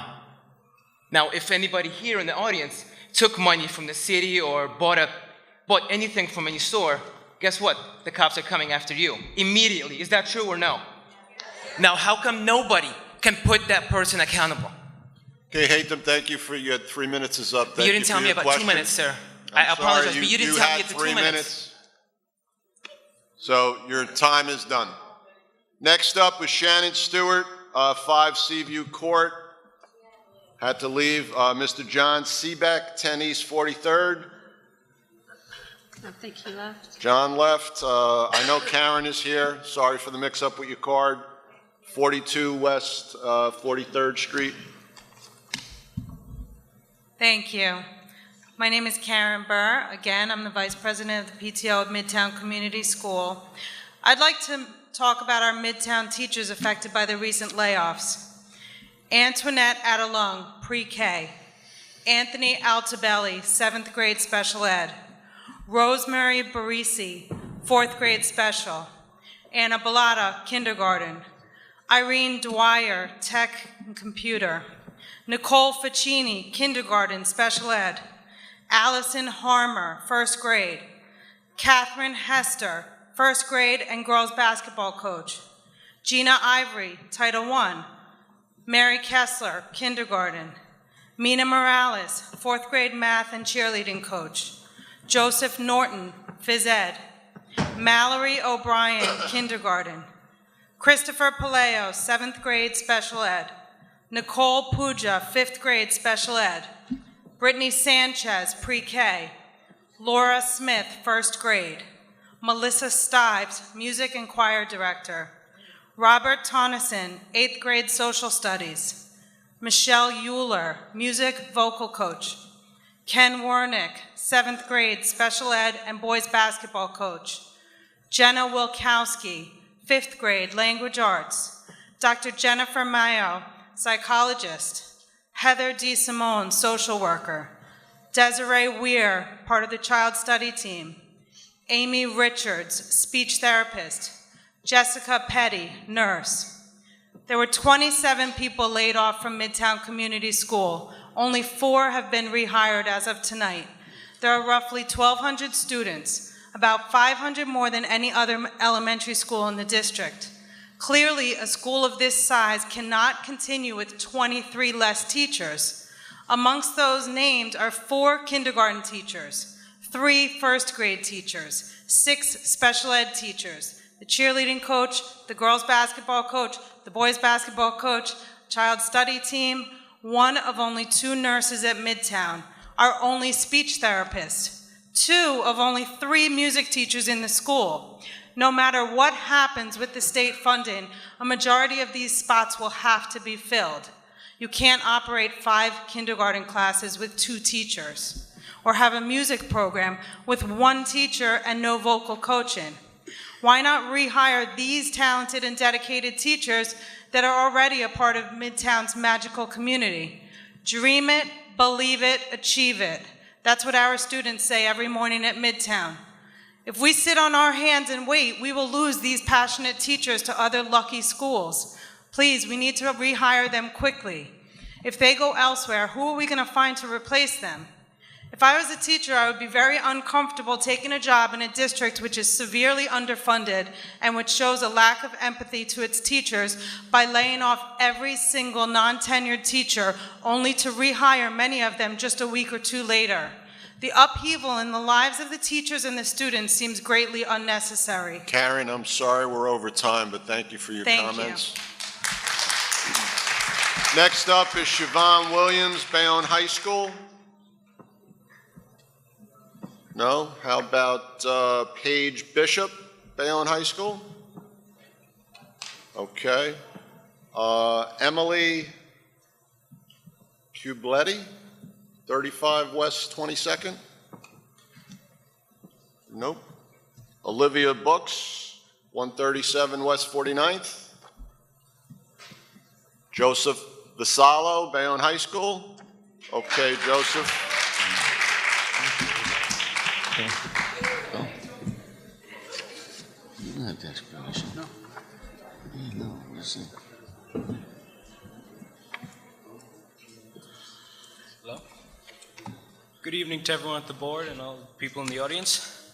I'd like to start off by saying that I'm a sophomore at Bayonne High School, and while I'm not an accountant, I still have read the entirety of your CAFR report, the audit for the 2016 school year, and I noticed some discrepancies between that and the paper you handed out to us today, notably saying that total revenue sources net of transfers on page 2 seems to contradict what is on page 34 of the CAFR report.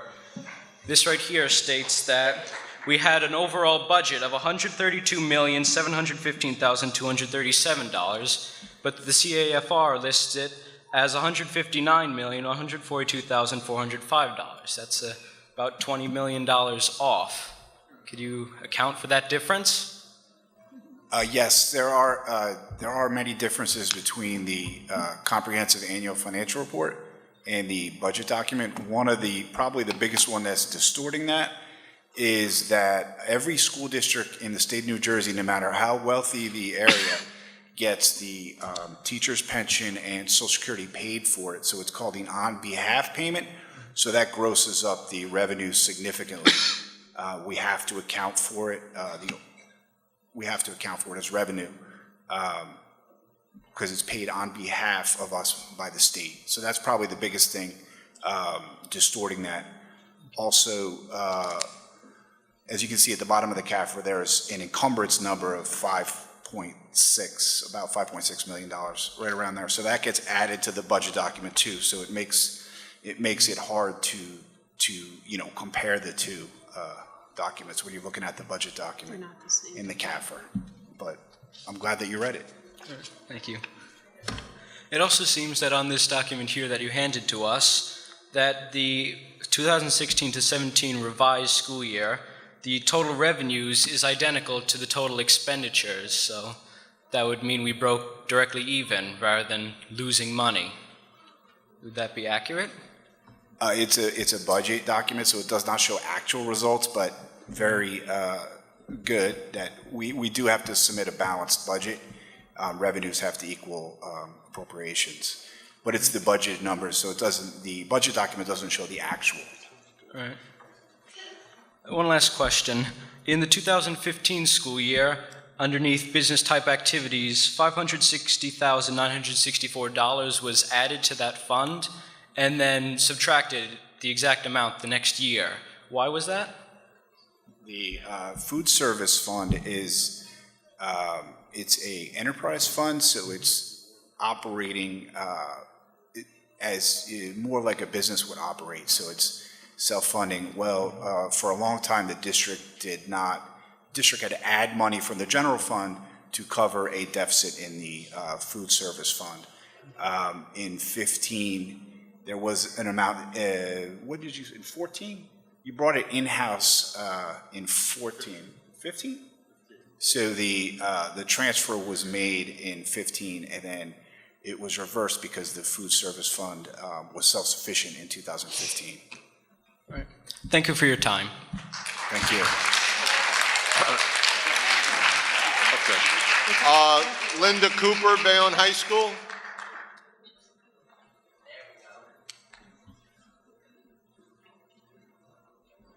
Next up is going to be Frank Lettieri. Linda Cooper, 135 West 25th Street. My question is, I'm a little confused. What is the deficit? Is it 6 million or is it 11 million? Because you kept a range of 6 million to 11 million, and that's a pretty big difference. So I was just kind of which is the correct number? When we talk about deficits, I think we've touched on this before. So we have our fund balance, which is essentially would be akin to equity in a private company, but it's basically for a school district and a government, it's cash in the bank.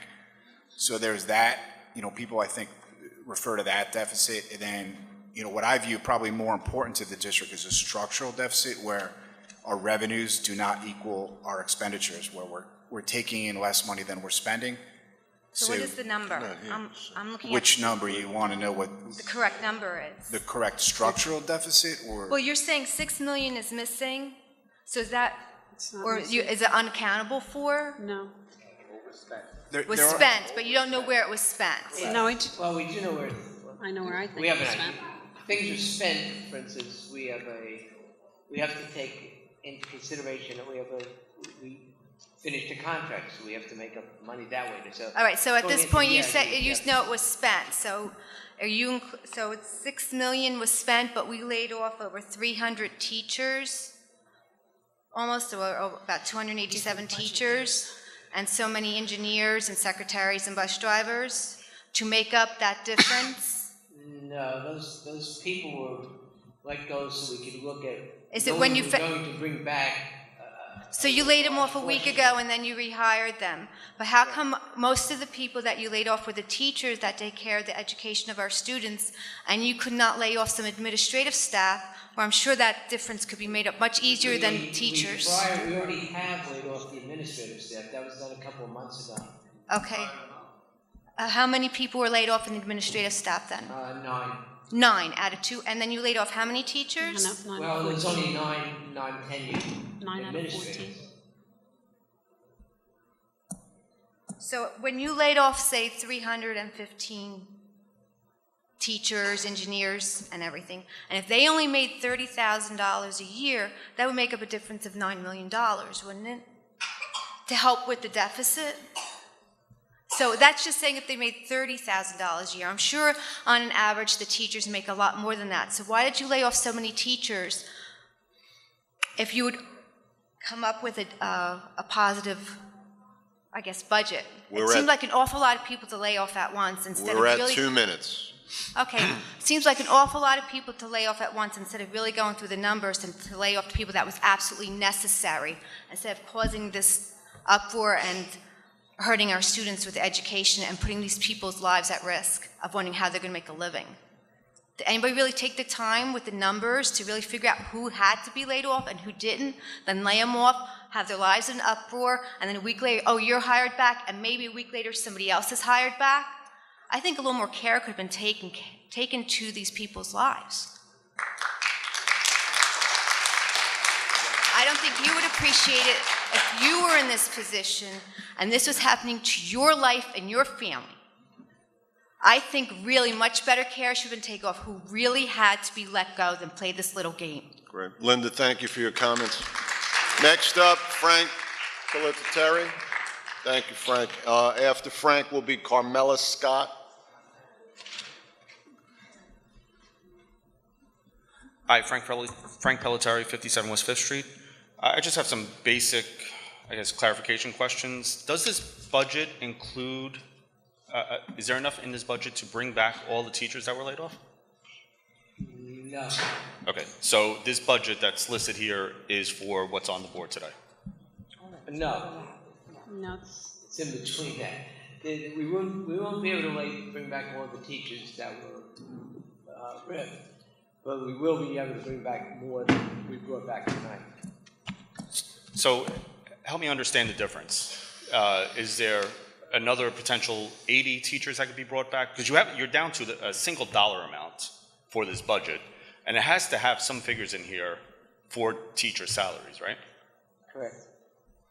If, correct me if I'm wrong, but Right now, so 261 teachers were riffed, and we brought back 88.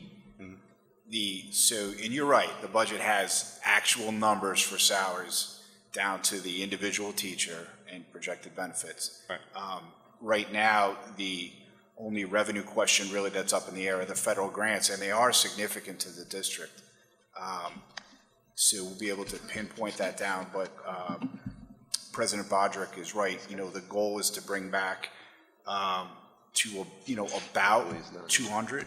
So if we laid off 261, the goal is right around 200. Right. So when do we find out about the state grant? About state grants? Federal. Federal grants? It should be third or fourth week of May. Excuse me. Okay. And then there'll be another meeting like this where we'll potentially have the opportunity to see more teachers being rehired? I think the plan is to bring back more at the 31st. The personnel committee is working diligently. They've been in a lot working on this. Okay, kind of a separate or a different topic.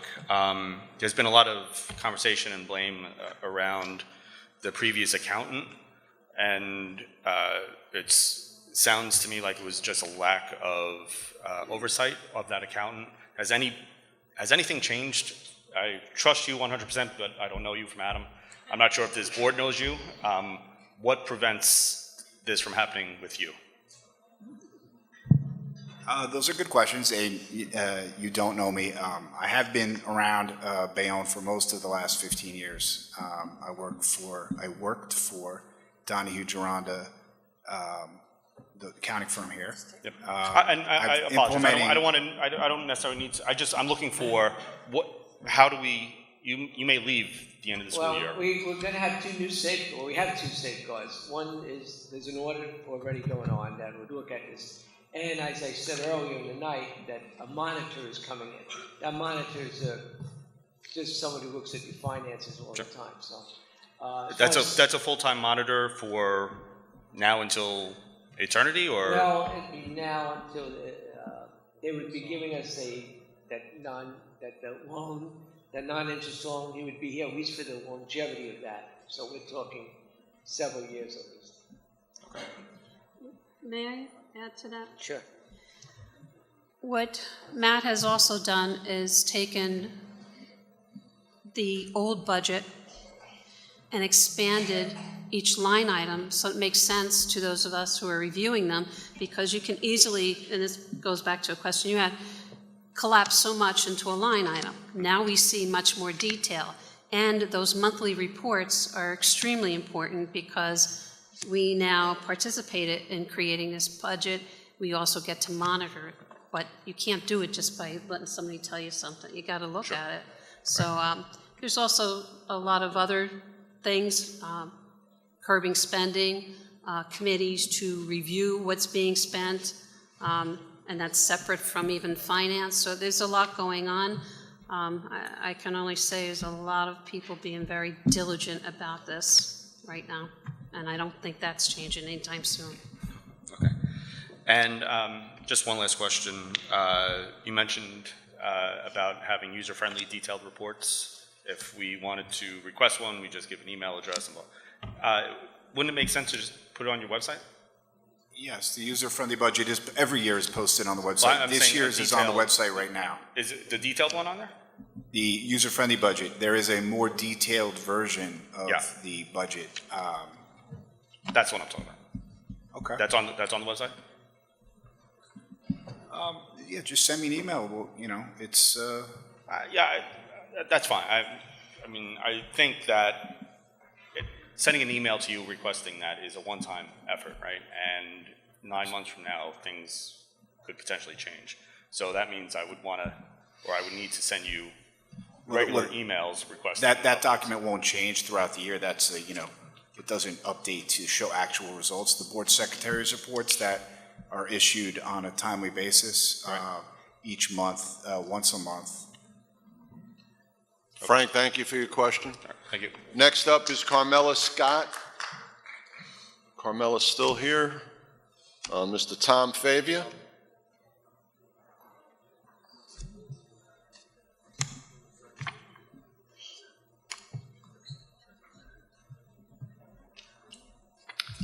Good evening. How are you, Mr. Fabian? I know some of you on the board for many years, but I'm here tonight representing the teacher aides, paraprofessionals. And during this critical time in the last couple of months, they're very concerned. They're waiting for the anvil to drop on them. So far, they've been saved, from what I could see. I would like to, if I can, elicit, are they being considered in this economy? Because I'm sure you all know you're bound by the state to be in compliance. So their presence is mandated. When I started to teach, we never heard of a teacher aide. There's no such person.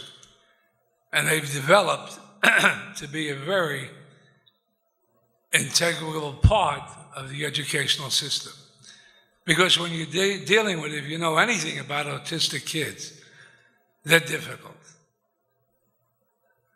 And they need every ounce of help and love and attention that anybody can give. I live across from Woodrow Wilson, and I see them come and I see them go.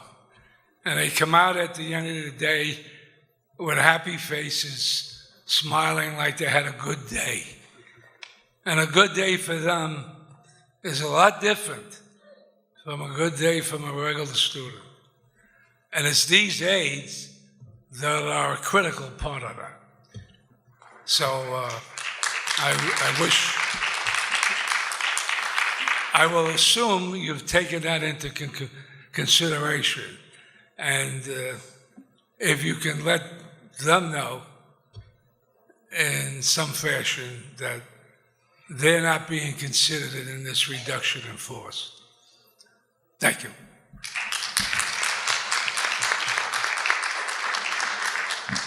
Delilah Velos and Autumn. Levin.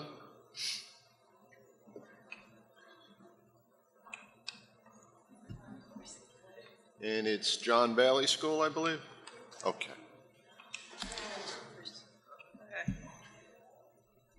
So, we want to know why, not that many teachers have been hired back, and why the teachers that deserve to be hired back aren't being hired. Because we have our social studies teacher, who is a homeroom teacher for 8th grade. He teaches 8th and 7th grade. His wife has a fatal illness and is pregnant with twins, and he already has 2 children, and currently he's not on the list. And I've had him for the past 2 years, and he's one of the best teachers I've ever had.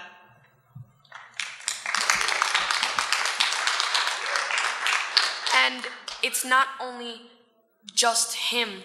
There are many teachers that we love and that we care about, and they're going away, and they have families just like you do, and yet they need to find a way to support them and their families, but they're not going to know how unless they had or have a career to fall back on, and some of them may not. And now they're going to go and have to find new jobs while trying to support their families while they're not getting an income.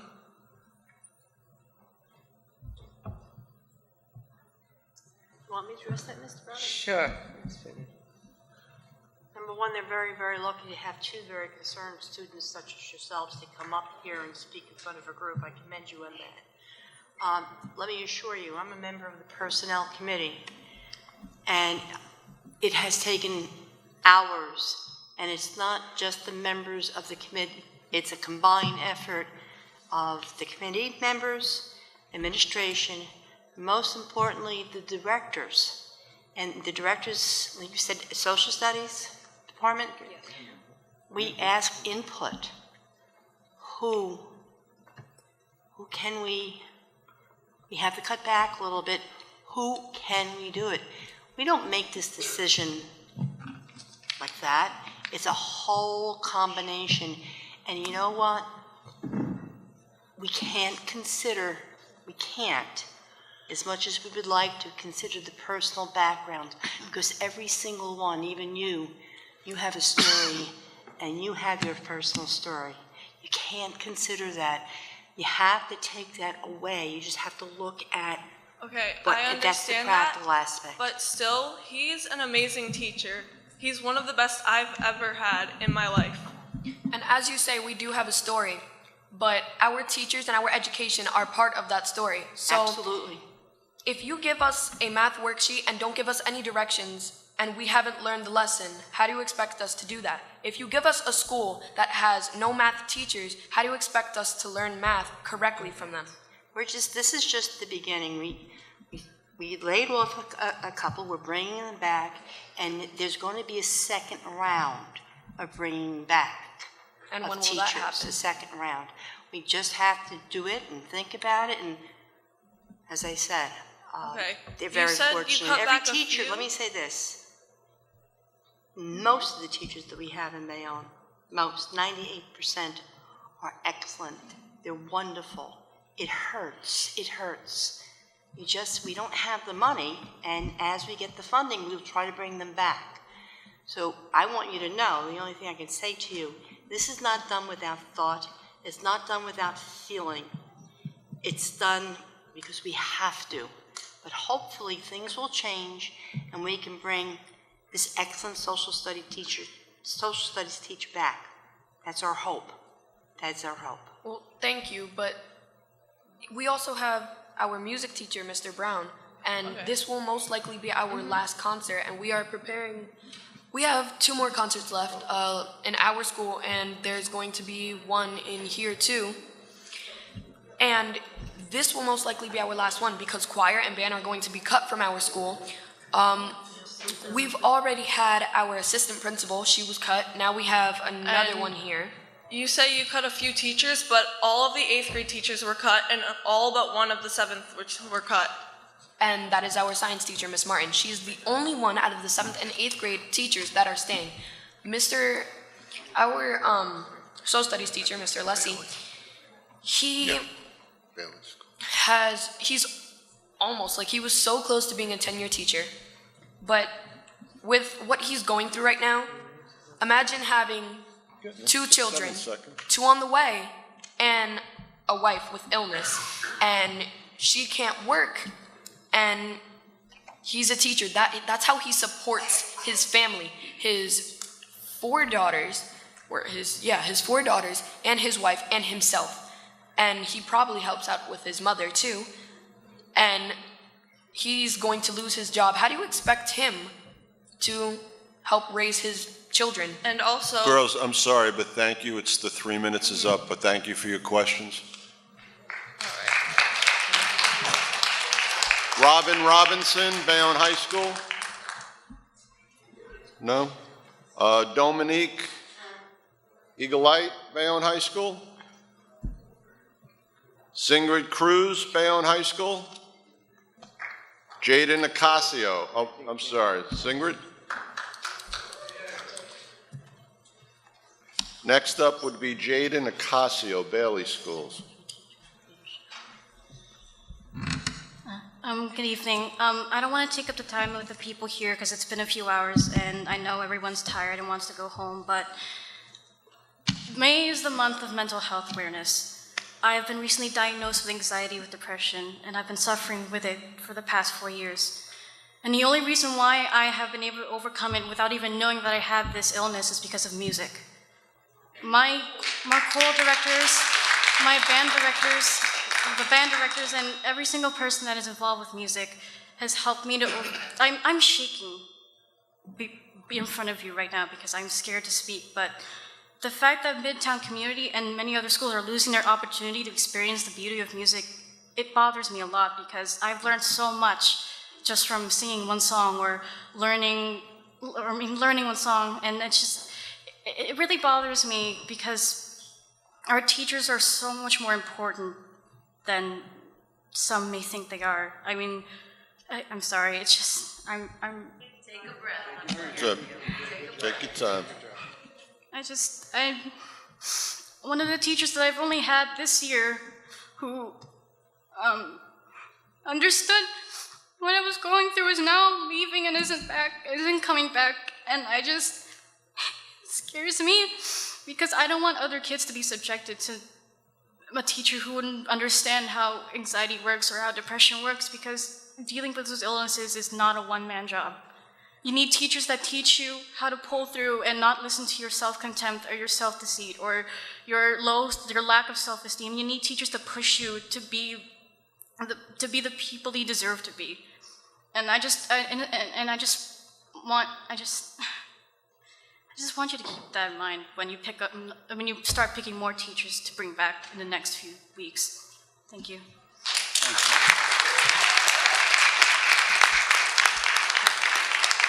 Jaden Nicasio, Bailey School. Jaden Ocasio, Bailey School. Hello.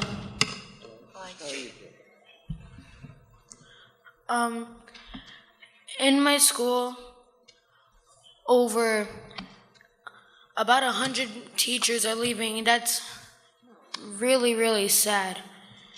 Just the thought of it just makes me feel sad about all those teachers losing their job just because of money being lost. That's not their fault.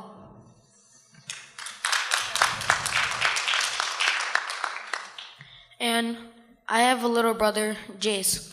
He is going to my school next year, and I don't want his first thoughts of that school to be crowded and poor. So, yeah, I don't want my brother to think of his first, real school of a really, really poor known, overcrowded school that can't handle what the reason they are made for. And like what my friends Autumn Delilah said, all those teachers, including Mr. Alessi, he has a really, really tough job. Out of four women in his family, he's the only man, and he has to hold on the household for every single one of them. So, do you know if you could get any specific teachers back?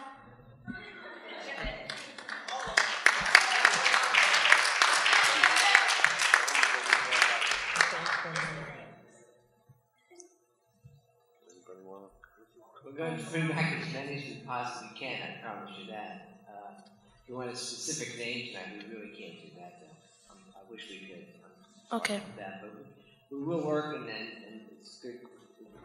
It's been great to hear how many students come up tonight and told us just how great our teaching staff is, which we've already known, but it just goes back to that point of view that it's just so hard for everybody. And if there's anything we can do to fix that, we are definitely going to try to do that. Okay, thank you. Thank you. Thank you. Elisa Lednick, 12 East 48th Street. No. Louisa Corpy, 9 East 10th Street.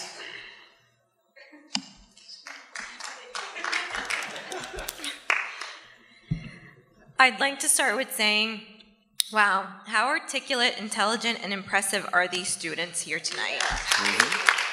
A true testament to our teachers. There isn't much you probably haven't already been asked or that has not already been said.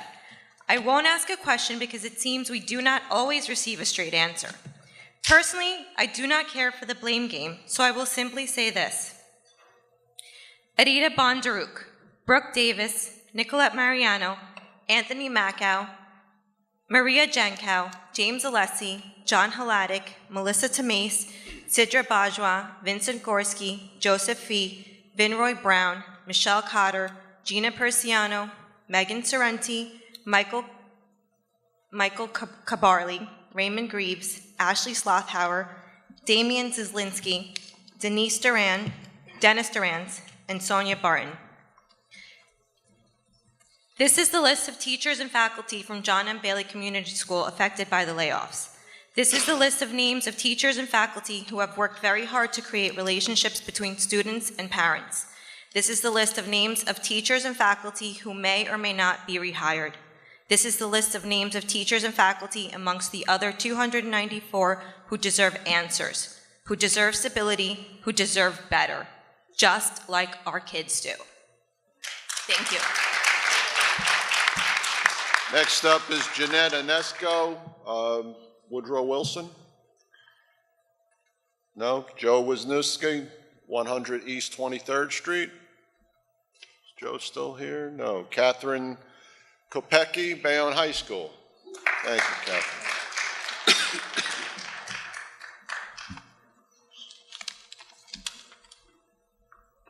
I know a lot of what I'm going to be saying is a little bit like people have said it before, so thank you for listening. Hello, my name is Catherine Kepke. I'm a senior at Bayonne High School, in the School of Fine Arts and Academics for STEM. My two primary concerns, along with the majority of the people who are here tonight, is the future of our educators that are being let go and the financial deficit that will impede any educational progress in our district's hopes to make. I've had the pleasure of being taught and guided by many of the faculty members being let go, one of which was thankfully rehired tonight.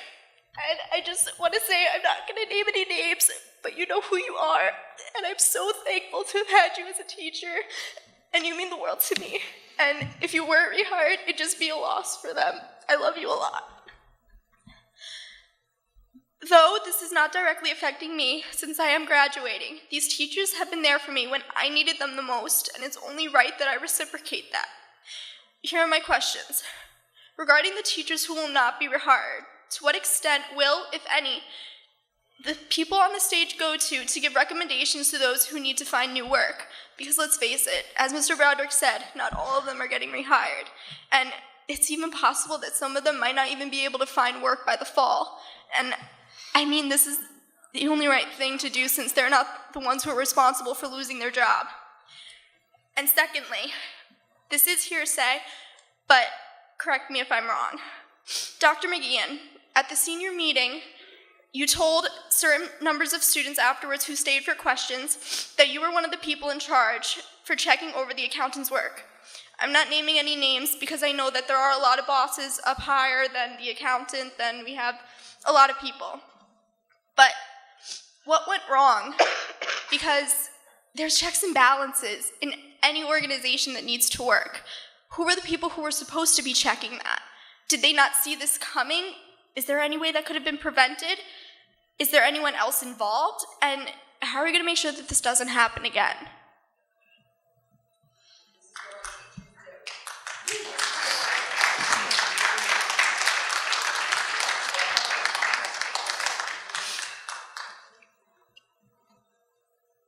You want us to answer that? Okay. If you can, yes. Well, I can say, as Mr. Pascal said earlier, at this point, all we can say that there's an audit going on to see what happened. Once we know that, we'll be in a better position to know what happened, what we should do to go forward, and make sure, you said, it doesn't happen again. That's one of the things that we're really working on, is to make sure that something like this never happens again. we have a monitor coming in now. Whether people think it's a good idea or a bad idea, I personally at this time think it's a terrific idea because we need to look at things from all angles. And like you said, a checks and balance system, and it'll help us. So there's things in place to make things better. Unfortunately, we're in a very bad place. And as you see, I can see by the emotion, your voice and everything else, how sad this is for you. And trust me, it's sad for everyone up here. And it's terrible. We're trying to make this better, and we will make it better. But like I said, I'm sorry, I don't mean to interrupt you, but like I said, a lot of people are saying, it's the accountant, but what about the other people who are supposed to be checking the accountant? Are they going to end up being responsible as well? If we're waiting for that report to come back. And back to my first question, will letters of recommendations be given to those teachers who are not being rehired? That's a personnel question that really can't be answered. It'd be determined on an individual basis per employee. Will any help be given? Because it's not their fault that they're being fired. And it's not their fault that they're not being rehired either. So I just think that the people who are responsible for them losing their jobs should take some accountability, and not even accountability, should help them, if in fact that. Catherine, your 3 minutes is up. Thank you, though, for your questions. Jamie Lynn, 397 Broadway.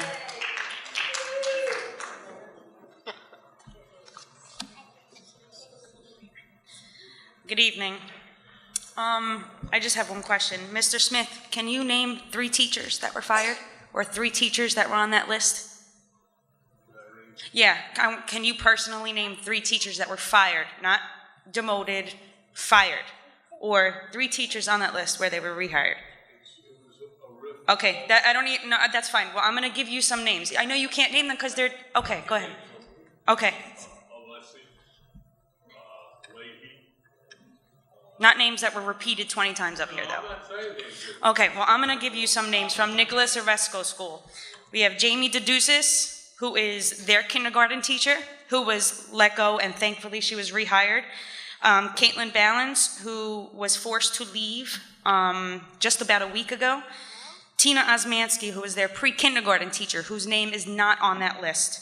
Samantha Christie, Jamie Dugan, Tamara Gonzalez, Lisa Tanzi, Mary Ellis Dacus, Brad Shaner, Samantha Hitchell, Denise Durand, Juan Castro, Jennifer Goldberg, and a teacher from Woodrow Wilson School that's very dear to my heart, Jessica Mecca, who works, who's a special education teacher. Everybody wants to talk about the money, and that's fine, but nobody wants to take responsibility for this. And the last people that this should be put on is our teachers. The last people. So thank you, Ms. Desmond, I'm sorry, and thank you, Munoz, I'm sorry, for voting no. Ms. Finnerty, you were my teacher 15 years ago. My daughter knows your name. My daughter knows your name. She's 5 years old. You have made such an effect on my life because, I was in special education. And they said, we're going to try you in regular English. Miss Finnerty's your teacher. Oh, crap. Well, that's the no bull crap teacher where you don't smile, you don't play, no games. So I was terrified. I was absolutely mortified. I couldn't do it. You took me on my first day of class and you said, I'm going to work with you. I'm going to get you through it. I passed. I think my grade was probably a 98 by the end of it. Because of you. Because of you. I see how you're looking at these children every time they come up. Your eyes are full. So I don't understand. I know it's hearsay, but I don't understand how you could vote yes, because I know you as an educator have impacted more people's lives than just myself. Thank you so much. That really means a great deal to me. Thank you. Mr. Smith, we do have a petition that is going around with hundreds and hundreds and hundreds of signatures for your immediate resignation. It just seems like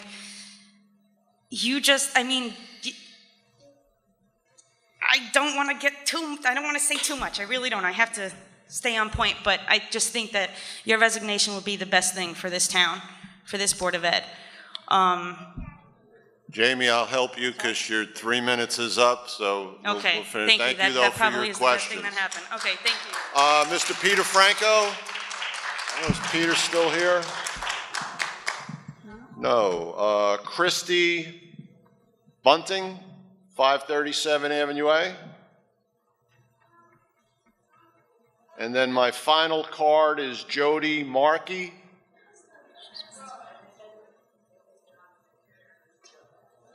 Anybody? Christy, Jody? Okay. No new cards. I'm sorry, no more cards. No more cards now.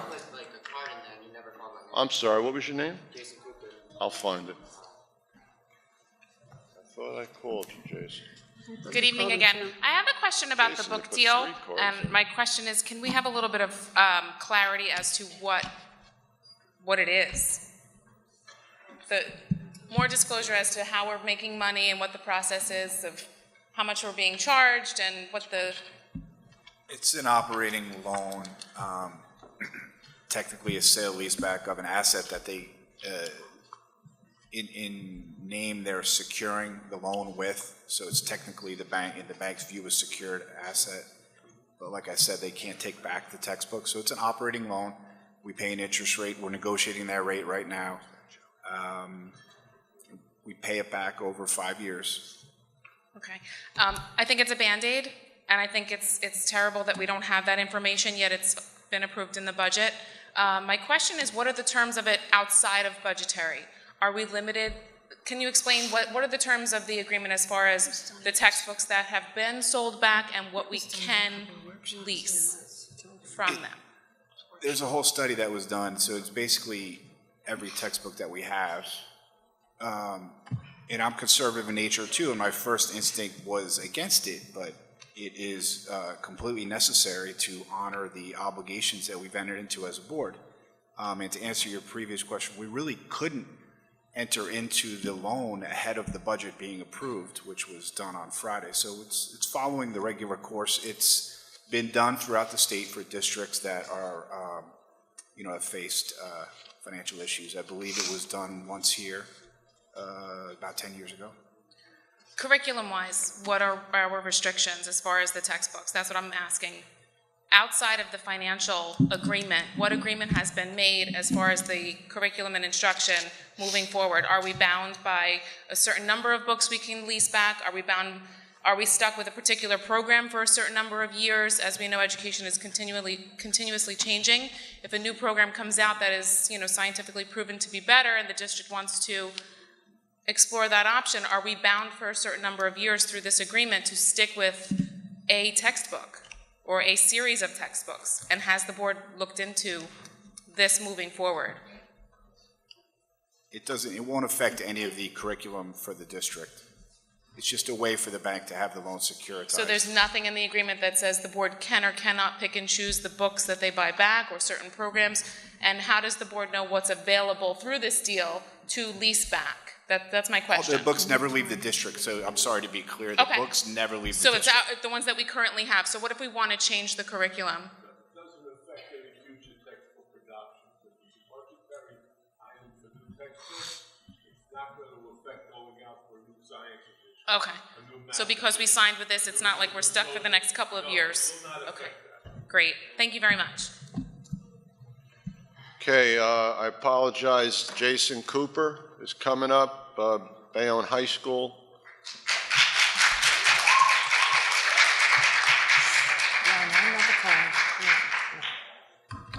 Hello, I'm Jason Cooper. Somehow my car got mixed up.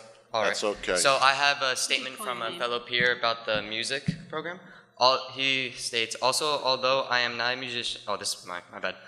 I'm not a musician. I have plenty of friends who are. They are involved in indoor percussion, choir, guitar ensemble, jazz band, marching band, and woodwind ensemble. They need reassurance that their teachers can stay so they have a future in music and they have a future doing what they love most.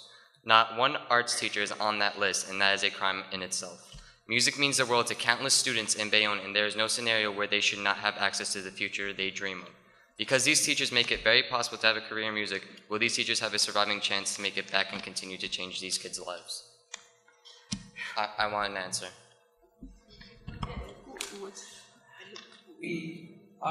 As I said earlier, our impact is students first. We're trying to do everything we can to make sure that the students get their own efficient education they all deserve. That's why we're working on this, and that's why it's taking us so long to make sure that programs are kept where they need to be kept, teachers are kept where we need them the most. Class size is going to stay as low as it possibly can. So all these things are being done. It's not going to be done overnight. It can't be done tomorrow. Okay, I wasn't asking about class size. I was wondering, because on the list, there's no arts teacher on that list. I'm wondering if any of them will be brought back. Because these means kids' lives, as everyone said. That the art music classes that we have to be covered, correct? Yeah. So then that would mean we'd have to have teachers. Yeah, but none of the teachers being put back on the list. So you're taking Well, away as teachers, we and you said say we earlier- have to have teachers, but you're not going to put any back on the list. So as we said earlier, that tonight we brought back people that we know that the budget could fund. Unfortunately, that program isn't at the top of the level as far as, say, math or science would be, for instance, or special ed, or ESL, or other mandated programs. So that's not to say that they're not coming back. It's just to say that at this time we're looking for budgetary items that we know were safe. And All right. these were the safest ones we had at the moment. Okay. I have a question for a lawyer about the other accountant.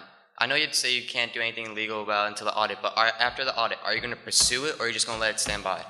Because we kept on hearing how you can't do this, you can't do this, you can't do this, but I haven't heard of we will do this after this, we will do this after this. That's our decision. As I said earlier, there's an audit going on. Yeah, exactly. And I said after the audit. Let me finish, okay? The state audit is taking place. At the end, they'll do a report, and that report will give some indication of what action should be taken, if any. That's where it stands right now. The board's not a prosecutor, a prosecution board. They're not criminal attorneys. They're not judges. They're a board of education, and they're going to take guidance from the auditors who now come in. Jason, thank you. I'm sorry your time's up, but thank you for your comments, Jason. All right, no problem. Okay, I can't take any new cards. I'm sorry. That is all the cards I had that were given to me. Obviously, Mr. D'Angelo, you could have the final word if you'd like it.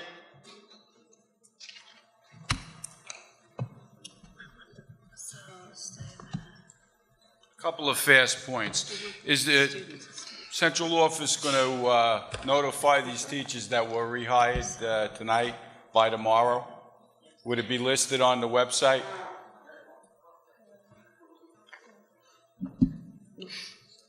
Are you going to list it on the names on the website, the ones that were rehired? Mr. D'Angelo will notify them by letter tomorrow. By tomorrow? Yes, sir. Okay, thank you. How come we haven't, we tabled the secretaries? You haven't addressed that at all. You don't plan on bringing back any secretaries, or you couldn't figure out which ones to bring back tonight? It was just tabled, it was skipped over, you've met on that. It's something we're still looking at, and evidently wasn't as clear tonight as we hoped it would be. But yes, secretaries will be brought back. Okay. Last item to close. The 300 people that you laid off, at the salary that we're talking about is $62,000. What the board did was cut $18,600,000 out of the budget. $18 million? At the worst, it's a $9 million deficit. Why would you go so deep into the staff and cut $18 million? When even if the deficit was 9, you could have cut half as many. What I'm trying to find out is, are you clear on what you're doing? We believe so. We're clear in the fact that we want to make this work and work for a long time, not a short-term fix. Like I mentioned, we started negotiations again. We don't know where we stand on that. We don't have a book deal again next year. There's other factors that come into this, and if we don't look at these things now and plan ahead, we're just going around in a circle, and we'll be doing the same thing we're doing tonight, and that's something I certainly don't want to do, and I wouldn't allow that to happen again. I hope not. I urge you to come back as soon as you can, rehire everyone you can, if not all of them. Thank you. Is there a motion to adjourn? I'm Motion by Trustee Desmond. Is there a second? I'll second. Second by trustee Cruden. On that motion and second to adjourn, trustee Cruden. Yes. Trustee Desmond. Yes. Trustee Finerty. Yes. Trustee Gerlich. Trustee Lawande. Trustee Munoz. Trustee Ryan. Vice President Wilbeck. President Broderick. Yes. It is 10:54. The board will not return.